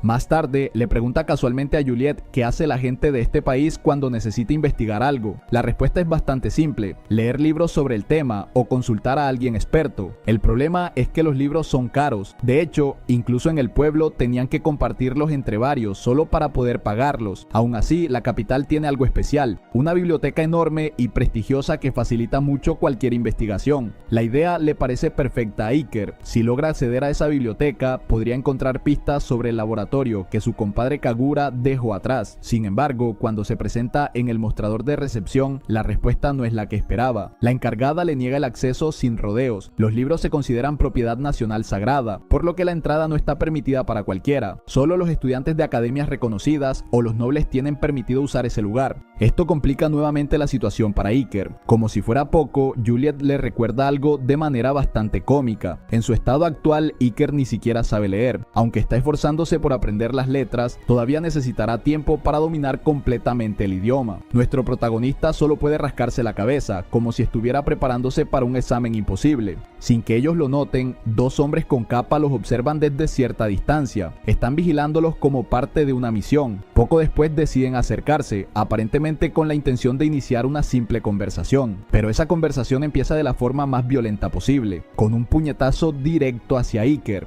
Por puro reflejo, Iker atrapa el puño en el aire al instante. Luego sonríe con ironía y se burla del tipo por tener unos modales tan educados para presentarse. Al parecer, la gran seguridad de la ciudad no es tan impresionante si alguien puede atacar así en plena calle. Sin embargo, el agresor no parece dispuesto a detenerse. Iker desvía su puño hacia arriba, redirigiendo también una potente ráfaga mágica que venía incluida en el ataque. El luchador lo elogia por tener instintos agudos. Mientras tanto, Poirot observa completamente confundida, incapaz de entender cómo esos tipos están usando poder divino abiertamente en medio de una zona civil. Iker quiere saber qué demonios les pasa a esos perdedores, pero no tarda en darse cuenta de la verdad. Alguien ha puesto precio a su cabeza. Curiosamente, esa noticia solo parece jugar a su favor. Los matones amenazan al grupo y les dicen que abandonen la capital si no quieren problemas. Sin embargo, Iker ni siquiera se inmuta. Al contrario, invita al tipo a que intente atacarlo otra vez. El agresor lanza el golpe y Iker vuelve a atraparlo, pero esta vez no se limita a detenerlo, lo estrella brutalmente contra el duro suelo. Después de darle a uno de ellos una buena dosis de realidad, gira la mirada hacia el segundo atacante, que ya está lanzando otra ráfaga mágica directamente contra él. Iker ni siquiera intenta esquivarla, en lugar de eso bloquea el ataque de frente. El impacto levanta una nube de humo y el atacante cree por un momento que ha logrado herirlo gravemente, pero entonces desde el humo emerge una mano que lo agarra al instante y lo levanta del suelo como si no pesara absolutamente nada. Con un tono serio y frío, Iker se burla de ellos por ser absurdamente débiles si de verdad pensaban desafiarlo. Mientras tanto, el hombre atrapado no puede dejar de preguntarse cómo demonios una especie de bajo nivel puede tener tanta fuerza. Justo en ese momento, una orden de caballeros aparece y detiene la pelea. Al frente está Mei Ling, claramente irritada por tener que interrumpir su día libre por culpa de este problema. Lo curioso es que ni siquiera parece interesada en los asaltantes. Lo único que quiere es arrestar de una vez por todas a Juliet y a Iker. Sorprendentemente, esto termina beneficiando al protagonista. Iker aprovecha la situación para montar una escena lo suficientemente llamativa como para atraer la atención de alguien relacionado con Juancho, aunque en ese preciso momento Mei Ling le esté gritando directamente en la cara. Tras detener una pelea callejera, Mei Ling repara en Iker, la emoción aparece de inmediato en su rostro. Convencida de que por fin ha atrapado al problemático Iker, un supuesto miembro de una especie inferior que otra vez está causando disturbios en la ciudad. Justo cuando está a punto de empezar a sermonearlo, una espectadora semihumana que estaba cerca se adelanta y confiesa que vio todo lo ocurrido. Según explica, Iker no fue quien inició la pelea. En realidad, fue él quien recibió el primer ataque y simplemente se defendió durante todo el enfrentamiento. Mei Ling observa entonces a los atacantes con más atención y enseguida reconoce sus caras. Son los típicos alborotadores de cursos inferiores de la Academia Harnisk. En silencio, espera que la hermana menor del Santo Capitán no esté involucrada otra vez en un problema como ese. Mientras la situación se calma, Iker le pregunta a Mei Ling si se encuentra patrullando. Incluso la cuestiona un poco, recordándole que ese tipo de tareas normalmente las realizan los miembros del gremio por toda la ciudad. Mei Ling le responde con tranquilidad que simplemente estaba cumpliendo su responsabilidad nocturna de mantener el orden mientras se dirigía a visitar una cafetería cercana. Después de ver con sus propios ojos cómo Iker derrotó con facilidad a varios estudiantes fuertes de la academia, algo empieza a cambiar en la mente de Mei Ling. Tal vez las sospechas que su capitán tenía sobre ese supuesto humano inferior no eran tan descabelladas. Aún así, intenta cerrar el asunto rápidamente y le pide a Iker que trate de no meterse en problemas otra vez. Pero Iker no piensa dejarla ir tan fácilmente y aprovecha la oportunidad para pedirle que lo escolte. Quiere ver al capitán Juancho de la Espriella. Poco tiempo después, el antiguo humano consigue finalmente una audiencia con Juancho, capitán de la 7ª división. Sin rodeos, Iker va directo al punto y le pide que los contrate, recordándole que fue el propio Juancho quien anteriormente había ofrecido su ayuda. Cuando el capitán pregunta por los niños que llegaron con él, Iker explica que en el camino terminó enfrentándose a los bandidos que Juancho estaba buscando. Logró capturarlos y después los entregó al gremio. La noticia deja a Juancho bastante inquieto, pues le cuesta creer que alguien que parece pertenecer a una especie inferior haya podido lograr algo así en tan poco tiempo. A continuación, Iker añade que trajo consigo a Nino y a su hermana mayor, Puar, porque no tenían a nadie más en quien confiar. Además, al ser considerados de una especie inferior, sabe que la mayoría de las personas los trataría mal. Por esa razón le pregunta al capitán si podría conseguirles algún tipo de trabajo. Juancho le recuerda con calma que no tiene ninguna obligación hacia ellos, pero Iker responde que está dispuesto a asumir la responsabilidad por los niños, ya que fue él quien los salvó. El razonamiento despierta el interés del capitán mientras los niños miran a su salvador con expresiones llenas de esperanza. En ese momento, el guajiro tiene una idea. Con tranquilidad le plantea una condición a Iker: permitirá que los niños se queden en su casa y trabajen allí, pero solo si Iker acepta trabajar como profesor en la academia. Iker acepta la condición sin pensarlo demasiado. Poco después, los niños cambian su ropa por uniformes de servicio. Puar agradece sinceramente al capitán, mientras él ordena a sus otras sirvientas que los eduquen correctamente y se aseguren de que no haya ningún tipo de discriminación hacia ellos. Mientras Iker se aleja junto al guajiro, no tarda en preguntar cuál es exactamente la trampa de trabajar como instructor. Juancho responde que, aunque no tiene claro de dónde proviene Iker, sus instintos le dicen que es una persona digna de confianza. Entonces revela el verdadero motivo: quiere que Iker se infiltre en la Academia Harnisk. Al escuchar eso, Iker se pone serio y exige una explicación adecuada. Juancho comienza entonces a describir la situación actual en la capital. Varias facciones están atrapadas en una silenciosa guerra fría por el control del trono, ya que el rey está gravemente enfermo y podría morir en cualquier momento. Además del típico conflicto de sucesión, también existen individuos que ni siquiera tienen derecho legítimo al trono y aún así desean apoderarse del poder. Según Juancho, estas personas son extremadamente peligrosas y, peor aún, están utilizando a los corruptores, a quienes la gente de esta era llama invasores, como armas para impulsar sus planes. Al escuchar esa información, Iker recuerda a Lord Shapian y comienza a darse cuenta de que podría haber figuras todavía más problemáticas que él. Juancho continúa explicando que quiere desenmascarar a esas personas y descubrir dónde se encuentra su base secreta. El lugar que más sospecha en este momento es precisamente la Academia Harnisk. En ese instante, el capitán llama a la puerta y presenta a Iker a su hermana menor, Milia de la Espriella. Le explica que ella estudia en la academia y que será quien lo guíe hasta allí. Sin embargo, Milia no tarda en mostrar su carácter. Con una lengua afilada lo llama una vil especie inferior, exactamente igual que Meilin había hecho antes. Juancho intenta detenerla rápidamente y le recuerda que hablar así es de mala educación. Aún así, Milia insiste en que no aprueba que una tarea tan importante se le asigne a alguien que ella considera inferior. Iker señala su grosera actitud sin rodeos, lo que deja al capitán completamente avergonzado y obligado a disculparse por el comportamiento de su hermana. Meilin se acerca entonces a Iker y le susurra en voz baja que Milia es en realidad muy capaz, pero que siente un profundo desprecio por las especies inferiores. Milia continúa lanzando insultos y afirma que no ve en Iker a alguien cualificado para asumir el papel de instructor. En ese momento, Julieta empeora la situación al revelar casualmente que su tutor ni siquiera sabe leer. Sin embargo, enseguida añade que Iker es increíblemente fuerte y mucho más capaz de lo que parece. Las palabras de Juliet provocan que Meilin recuerde algo importante. De repente se da cuenta de que Milia fue la misma persona que antes les pidió a los estudiantes de la academia que atacaran a Juancho. El capitán vuelve a disculparse repetidamente y promete que disciplinará a su hermana como corresponde. Para aliviar la tensión del momento, Iker decide cambiar de tema y le pregunta directamente a Juancho qué se espera que enseñe exactamente en la academia. Juancho responde que, por lo que ha observado, Iker parece bastante hábil con las artes espirituales, razón por la cual cree que sería la persona ideal para enseñar los fundamentos básicos. Luego, enumera las 4 artes espirituales principales: ignición, descarga, congelamiento y curación. Según explica, ser capaz de utilizar al menos 2 de ellas ya debería considerarse suficiente para la mayoría de las personas. Al escuchar esto, Iker se queda pensativo. Si en esta era los conceptos básicos se limitan a solo 4 artes espirituales, entonces el líder líder de los bandidos contra el que luchó antes era en realidad bastante talentoso. La habilidad que utilizó ya se consideraría en este lugar un arte espiritual especial. Iker sonríe en silencio, pensando que tal vez él mismo podría cambiar la forma en que la gente de esta era entiende esos poderes.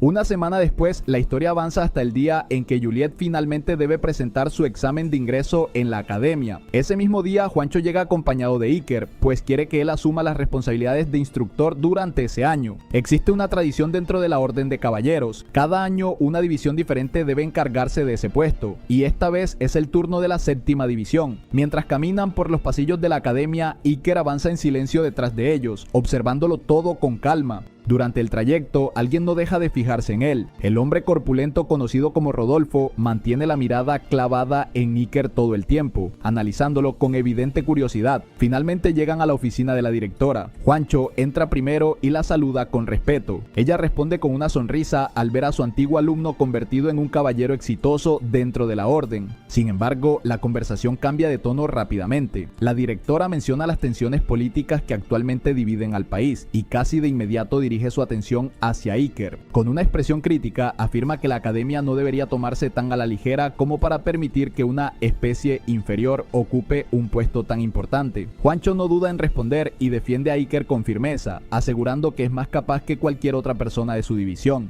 En ese momento interviene Lord Gonzalo, una figura delgada y astuta que recuerda a una rata. Al notar que la directora parece considerar la propuesta, se opone de inmediato. Sin ningún tipo de filtro, comienza a insultar al antiguo humano y afirma con insistencia que alguien de una especie inferior jamás debería ocupar una posición tan importante dentro de la academia. La directora escucha sus palabras y luego se vuelve hacia Lord Rodolfo para conocer su opinión. El hombre gordo asiente con calma, mostrando cierta preocupación. No se muestra agresivo, pero plantea un problema práctico. Permitir algo así podría provocar una reacción negativa entre los estudiantes y también entre los otros instructores. Tras escucharlo, la directora admite que comparte la misma inquietud y termina uniéndose a la protesta. Iker, que hasta ese momento ha permanecido en silencio, se da cuenta de que todos están hablando de él sin incluirlo en la conversación. Entonces da un paso al frente. Primero inclina la cabeza y los saluda respetuosamente, presentándose con calma y buenos modales. A pesar de las burlas, mantiene la compostura. Luego hace una pregunta directa. Quiere saber si lo están juzgando porque parece pertenecer a una especie inferior o porque realmente creen que no tiene el poder necesario para el puesto. La directora sonríe ligeramente antes de responder. Explica que lo único que les preocupa es saber si realmente posee la habilidad necesaria. Después le plantea un desafío claro, si puede demostrarlo. Juancho interviene enseguida y sugiere que sea la propia directora quien lo ponga a prueba. Ella acepta la idea y poco después se organiza un combate de evaluación en el campo de entrenamiento de artes espirituales de la Academia Harnisk. El primero en ofrecerse como oponente es Lord Gonzalo. El noble delgado se adelanta riendo con arrogancia. Según él, al menos Iker no se avergonzará demasiado, ya que hoy hay muy pocos estudiantes presentes. La directora entonces establece las reglas del combate. Solo podrán utilizar artes espirituales, ya que eso es exactamente lo que se espera que el nuevo instructor enseñe en la academia. Mientras tanto, algunos estudiantes se reúnen alrededor del campo para observar el enfrentamiento. Entre ellos se encuentra Emilia, que observa con emoción. Para ella es la primera vez que verá a la delgada rata participar personalmente en una batalla. Iker, por su parte, ya entiende cómo terminará todo. Aún así, deja escapar un suave suspiro y decide permitir que todos vean su poder por sí mismos. Juancho comienza a sentirse algo nervioso. Es la primera vez que verá a la persona que recomendó luchar frente a tanta gente y teme que Iker termine avergonzándolo. Lord Gonzalo, en cambio, está completamente emocionado. Parece ansioso por terminar el combate rápidamente para demostrar que el capitán estaba equivocado al confiar en ese humano. Sin perder tiempo, Gonzalo anuncia que hará el primer movimiento. Inmediatamente lanza una enorme bola de fuego, convencido de que ese ataque bastará para derrotar a Iker de un solo golpe. Pero Iker esquiva el ataque con absoluta calma. El proyectil pasa de largo sin tocarlo. Aún así, la delgada rata sigue confiando en su victoria. Entonces decide utilizar su técnica más famosa, llamada lanzas de relámpago. Descargas eléctricas se disparan una tras otra, intentando atravesar a su oponente. Sin embargo, Iker continúa esquivando cada ataque con movimientos tranquilos y precisos. Poco a poco, la frustración empieza a aparecer en el rostro de Lord Gonzalo.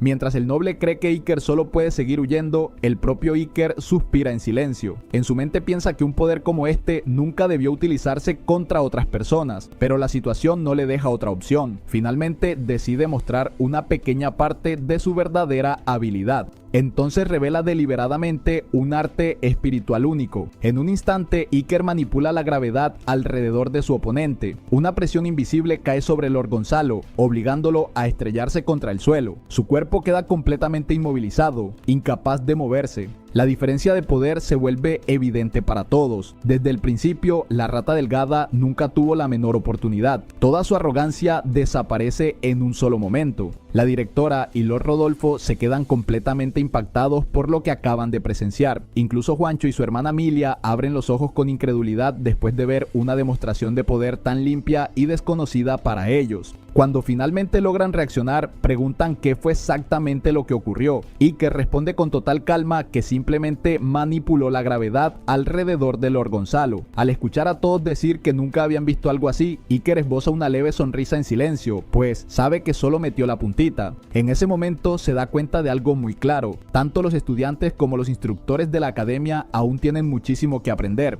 Los dientes del Lord Gonzalo rechinan de pura frustración mientras permanece tirado en el suelo, completamente derrotado y con un aspecto miserable. Por pura compasión hacia el anciano arrugado, el protagonista finalmente retira la presión de gravedad que lo mantenía inmovilizado. Libre al fin, Gonzalo pierde el control al instante y grita furioso que una técnica espiritual como esa ni siquiera debería existir. En su mente no hay otra explicación. Ese inferior debe estar usando algún tipo de truco ilegal. Mientras tanto, el muchacho permanece de pie, en silencio, soportando el aluvión de insultos como todo un campeón, mientras el viejo le grita en la cara. La directora observa todo el intercambio con calma y tras unos segundos toma una decisión. A su alrededor, los estudiantes también miran con asombro. Emilia, en particular, no logra comprender cómo ese chico puede manejar semejante poder divino. Normalmente, los inferiores apenas poseen una chispa de él. Su curiosidad se dispara de inmediato y decide que tarde o temprano descubrirá quién es realmente Iker. La escena cambia entonces. Una semana después tiene lugar la ceremonia de bienvenida. Frente a todos los estudiantes reunidos, la directora anuncia que la Academia Harnisk fue fundada con un objetivo claro: entrenar guerreros capaces de eliminar las amenazas invasoras. Cualquiera que sea demasiado débil para seguir el ritmo no tiene lugar dentro de sus muros. Sin embargo, quienes logren superarlo todo tendrán prácticamente garantizado un futuro lleno de estatus, poder e influencia. Desde las gradas superiores, algunos semihumanos cerca de Emilia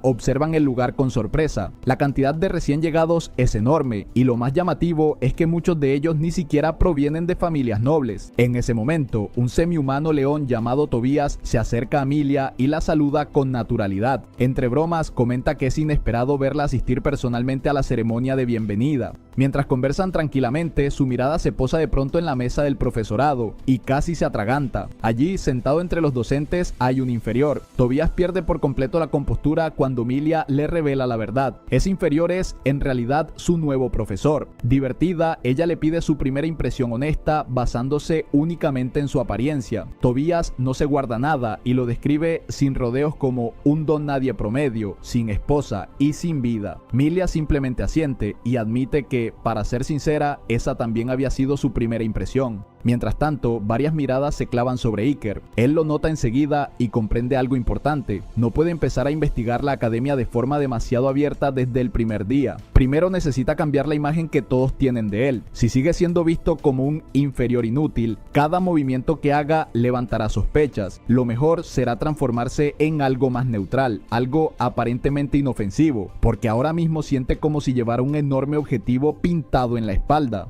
Después de que la ceremonia llega a su fin, finalmente llega la hora de su primera clase. En otro lugar de la academia, Lord Gonzalo reúne a los estudiantes de último año y anuncia que las clases regulares han vuelto oficialmente. Sin rodeos, les advierte que no se queden atrás de los nuevos y prometedores talentos que han ingresado este año, pero enseguida su expresión se vuelve amarga y exige saber, muy enfadado, por qué la mayor parte de la clase está ausente. En el fondo, el anciano sonríe para sí mismo. Sabe perfectamente la respuesta. Muchos de esos estudiantes preferirían morir antes que asistir a una clase impartida por un inferior. Y, por supuesto, él mismo se encargó de difundir el rumor de que la lección de hoy estaría a cargo de Iker. Sin embargo, para sorpresa de todos, el nuevo profesor no parece molesto en lo más mínimo. Iker se coloca con confianza frente al podio y se presenta tranquilamente como el nuevo instructor de técnicas espirituales. Tobías no tarda en alzar la voz y, sin la menor cortesía, le pregunta directamente si de verdad tiene lo necesario para enseñar a la clase más elitista de toda la academia.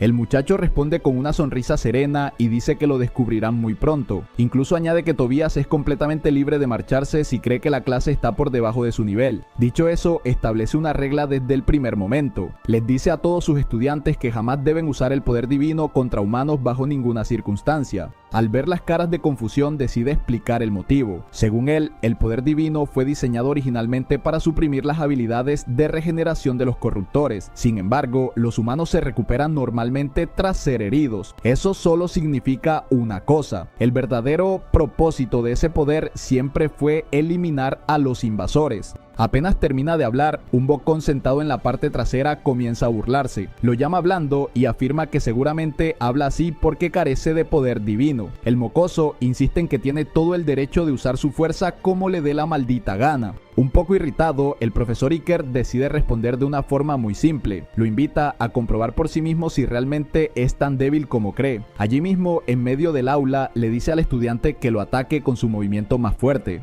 El chico sonríe con arrogancia y declara que si el profesor logra siquiera rasguñarlo, jamás volverá a asistir a clase. Aprovechando la oportunidad, conjura una lanza de relámpagos que crepita violentamente con energía. Incluso Lord Gonzalo, al observar desde la distancia, se tensa. Un ataque tan imprudente podría destruir el aula entera. Pero el estudiante no duda, lanza el ataque directo contra Iker, levantando una enorme nube de polvo que cubre toda la sala. Durante un instante, todos creen que el inferior ha sido pulverizado. Entonces ocurre algo inesperado. Desde la neblina, una cuchilla sale disparada y se clava en la pared justo detrás del estudiante, pasando a milímetros de su rostro. El silencio se apodera del aula. Entre el polvo que aún se disipa, Iker habla con absoluta calma y explica que la espada podría haber atravesado completamente al chico, si realmente hubiera tenido la intención de matarlo. Con eso, el profesor imparte su primera lección del semestre: nunca juzgar a alguien únicamente por su apariencia. Tobías observa la escena en silencio, preguntándose si aquella técnica siquiera calificaba como un arte espiritual. Iker continúa hablando con naturalidad y explica que los inferiores reciben ese nombre porque todos los consideran débiles. Luego, mirándolos como alguien que está claramente a años luz por encima de ellos, plantea una pregunta sencilla: si los inferiores son débiles, ¿qué lo convertiría eso a él? En ese momento, su aura se eleva hasta el límite y responde su propia pregunta con absoluta seguridad. A eso es a lo que ustedes llaman un maestro.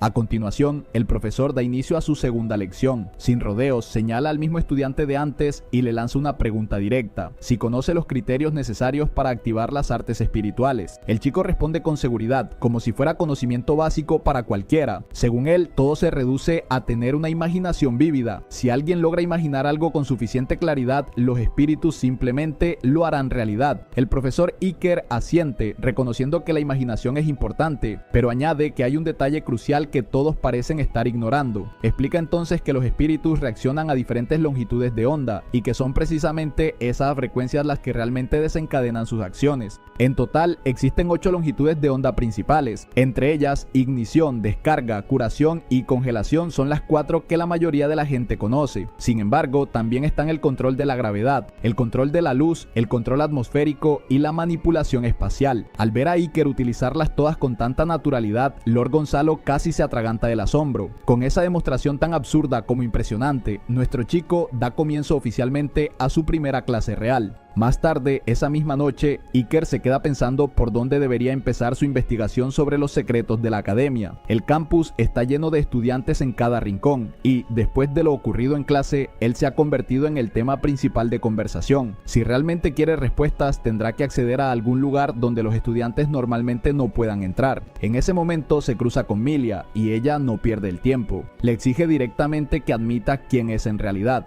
Iker responde con calma, preguntando cómo podría ser algo más que el supuesto ser inferior que todos creen que es. Milia admite que esa explicación tendría sentido, si no fuera porque domina las 8 artes espirituales con una facilidad absurda. Ni siquiera la mayoría de los semihumanos sería capaz de algo así. Nuestro chico simplemente se encoge de hombros y dice que en realidad no es tan complicado, comparándolo con cambiar de pestaña entre diferentes longitudes de onda. Aunque, por supuesto, sabe perfectamente que en la práctica es mucho más complejo de lo que suena. Milia le pide entonces continuar la conversación en un lugar privado. Una vez que están solos, vuelve a hacer la misma pregunta: ¿quién es realmente? Esta vez Iker decide responder y afirma que no es más que un humano que fue puesto en sueño criogénico bajo la aldea Kodama durante unos cuantos millones de años. Siguiéndole el juego, Milia le pregunta qué hacía antes de quedar sellado en esa hibernación. Iker responde con total honestidad: en el pasado sirvió como agente de fuerzas especiales para su país. A pesar de que han pasado milenios, esos recuerdos siguen vivos en su mente, como si todo hubiera ocurrido apenas unos años atrás. Intrigada, ella insiste y quiere saber por qué alguien que luchó por su nación terminaría sellado en criosueño. El rostro de Iker se ensombrece un poco mientras admite que fracasó en su misión. Durante mucho tiempo creyó que, si se esforzaba lo suficiente, podría salvar a todos, pero al final falló y lo perdió todo. También revela que convertirse en profesor no fue una coincidencia, ya que necesita la influencia de la familia de la Espriella. Después de ese momento, Iker cambia de tema y le pregunta hacia dónde lo está llevando. Poco después, Milia lo guía hasta una habitación deteriorada y cubierta de polvo. Le explica que en el pasado este lugar era un almacén donde los instructores guardaban materiales de enseñanza. Mientras observa el interior, una estatua de búho sobre una estantería llama inmediatamente su atención. Entonces él le pregunta cuál era su verdadera razón para traerlo allí.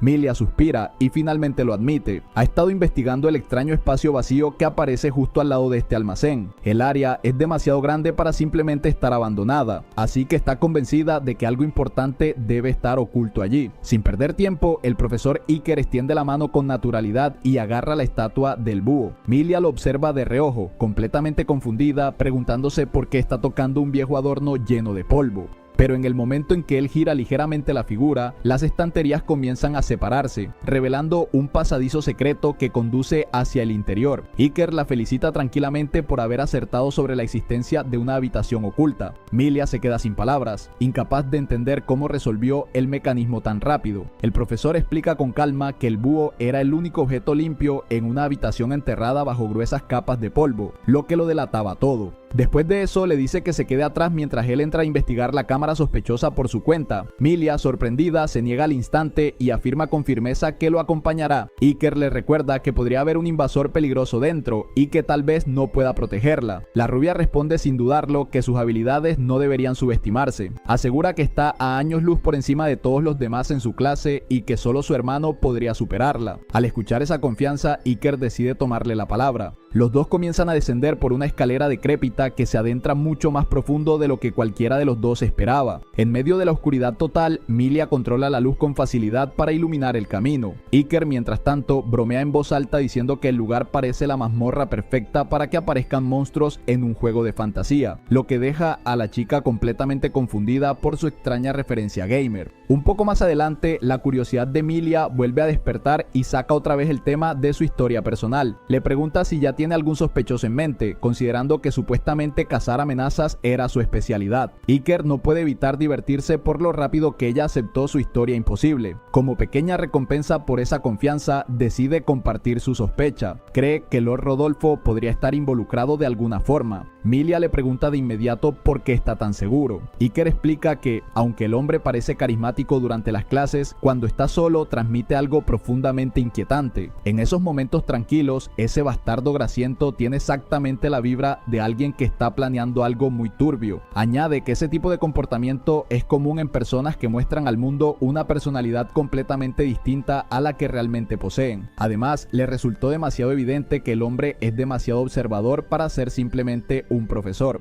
Milia admite que originalmente sospechaba de Lord Gonzalo. Sin embargo, Iker descarta la idea de inmediato y señala que alguien incapaz de controlar sus emociones jamás podría organizar algo verdaderamente siniestro. De hecho, para sorpresa de Milia, incluso llega a decir que ese viejo loco y arrugado probablemente tenga un buen corazón. Finalmente, los dos llegan al final de la escalera. Ante ellos se abre un enorme salón cubierto de polvo. Los ojos de Milia se abren de par en par al descubrir el gigantesco laberinto oculto justo debajo de los terrenos de la academia. Pero de repente, Iker también se detiene en seco, igual de sorprendido que ella, porque ni siquiera en su imaginación más salvaje esperaba encontrar el laboratorio de su compadre Kagura escondido en un lugar como este.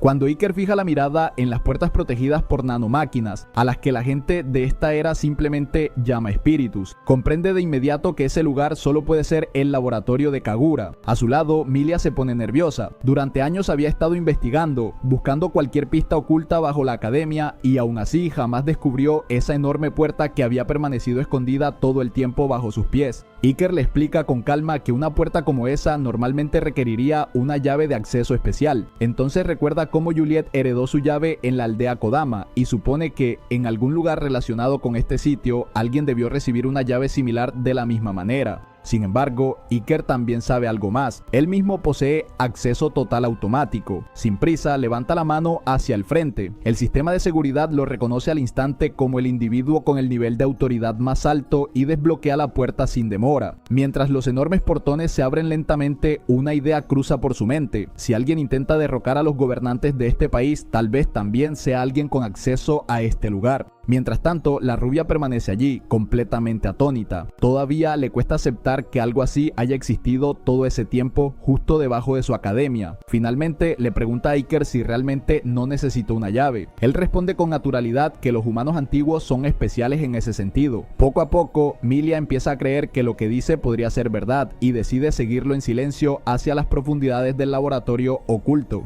Una vez dentro, el panorama es inquietante. Descubren varios corruptores encerrados en enormes jaulas de metal y, de manera extraña, todos permanecen completamente calmados, sin señales de querer enloquecer. Iker recuerda entonces a los corruptores que los bandidos habían mantenido cautivos anteriormente y cómo también habían permanecido inusualmente tranquilos hasta el momento de ser liberados. Aún así, lo que realmente le preocupa es otra cosa: cómo alguien logró transportar criaturas tan gigantescas hasta ese lugar sin que nadie lo notara. Milia suspira y admite que, después de todo, las sospechas de su hermano Juancho sobre la academia podrían haber sido correctas. Propone quedarse escondidos allí en silencio y esperar para tender una emboscada al responsable, ya que tarde o temprano los culpables tendrán que regresar. Iker, sin embargo, no está de acuerdo. En lugar de quedarse esperando, cree que deberían sellar la academia cuanto antes y ocuparse primero de los corruptores. Milia insiste en que no pueden permitir que la mente maestra escape, pero Iker le explica que proteger a los estudiantes es lo más importante. Si esos monstruos se liberan y comienzan a destruir todo, cada vida dentro de la academia estará en peligro. Cuando añade que su hermano probablemente tomaría exactamente la misma decisión, Milia finalmente acepta el plan.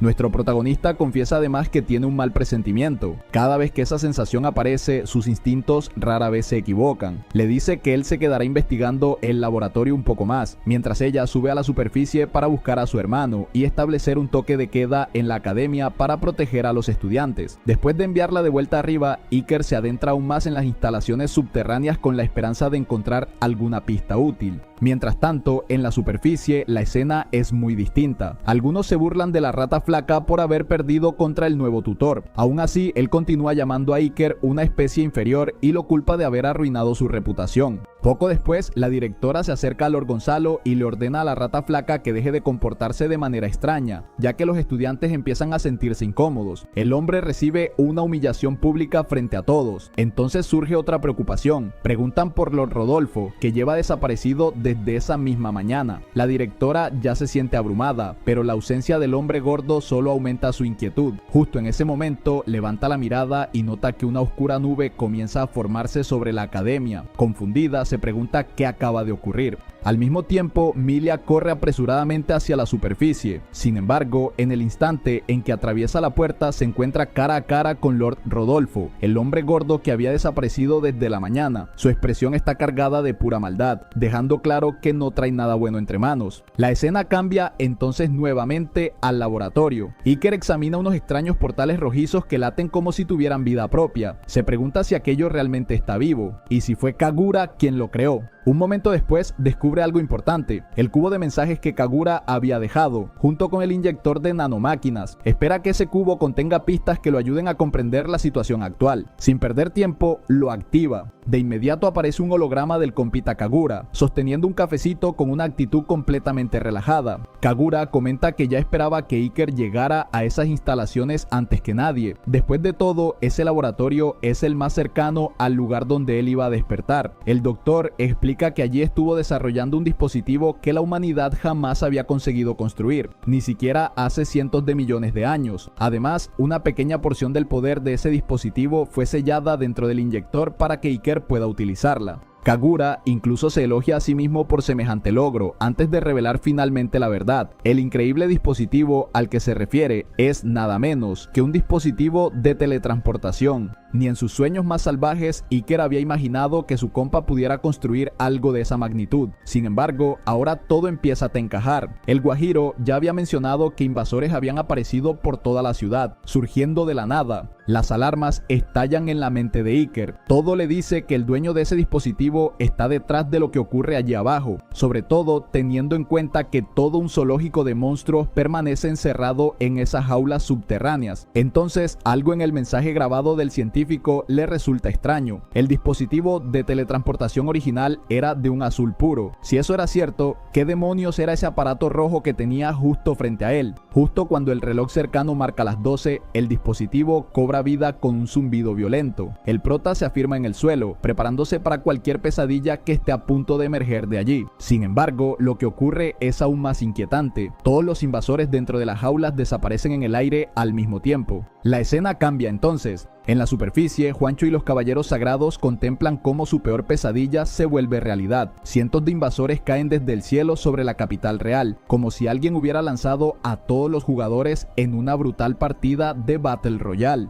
En otro punto de la historia, bajo tierra, el grasiento gordo se gira hacia Milia con la sonrisa más espeluznante que podría imaginarse. Con tono burlón le pregunta por qué parece tan tensa e impaciente. Milia responde con frialdad, ordenándole al cerdo responsable de todo aquello que se aparte, a menos que esté buscando pelea. Sorprendido de verdad, Lord Rodolfo admite que sospechaba que ella lo estaba investigando desde hacía tiempo. Lamentablemente para ella, simplemente se dio cuenta demasiado tarde. Cuando Milia exige saber qué significa eso, él responde con calma: el día del juicio ha llegado. El calvo con cara de papa suspira con pesadez. En realidad planeaba retrasar este acontecimiento, pero las dos ratas husmeando en su laboratorio lo obligaron a actuar antes de lo previsto. Más concretamente, llegó a la conclusión de que la verdadera amenaza para su gran plan es Iker. Cada instinto en su interior le advertía que ese nuevo instructor acabaría siendo un dolor de cabeza insoportable, exactamente igual que el hermano de Emilia. Sin necesitar ninguna confirmación, ya sabe que Iker fue quien descubrió el pasadizo oculto. Decidido a no perder más tiempo hablando, concluye que lo más conveniente es eliminar a todos los testigos en ese mismo lugar. Milia casi se ríe al oírlo, incapaz de creer que ese hombre piense que puede derrotarla. Una sonrisa perturbadoramente demoníaca se extiende por el rostro de Rodolfo mientras presume del poder inimaginable que ha reunido. Lo que no nota es que una chica se acerca sigilosamente por detrás de él, cargando una olla más grande que su propia cabeza. Milia empieza a sudar nerviosamente, dividida entre el miedo por la chica y la duda de si ese plan ridículo realmente funcionará. Sin dudarlo, Juliet lanza el golpe con toda la fuerza que pueden reunir sus pequeños brazos y le revienta la cabeza llena de manteca al gordo bastardo cacorro. Milia se queda mirándola, completamente atónita, y quiere saber cómo demonios logró encontrar ese lugar. Juliet se apresura a explicar que estaba buscando a Iker. Afuera reina el caos absoluto, y salvar a todos será imposible sin su guardián. En el camino se cruzó con otra estudiante nueva, Josielis. La chica mencionó que su profesor había entrado a la sala de almacenamiento hace poco. La nueva alumna incluso se siente un poco culpable por haber noqueado a un profesor, pero Juliet insiste en que ese asqueroso se merecía cada golpe. Además, como nunca vio sus caras desde atrás, siempre podrían culpar fácilmente a la princesa rubia si algo sale mal.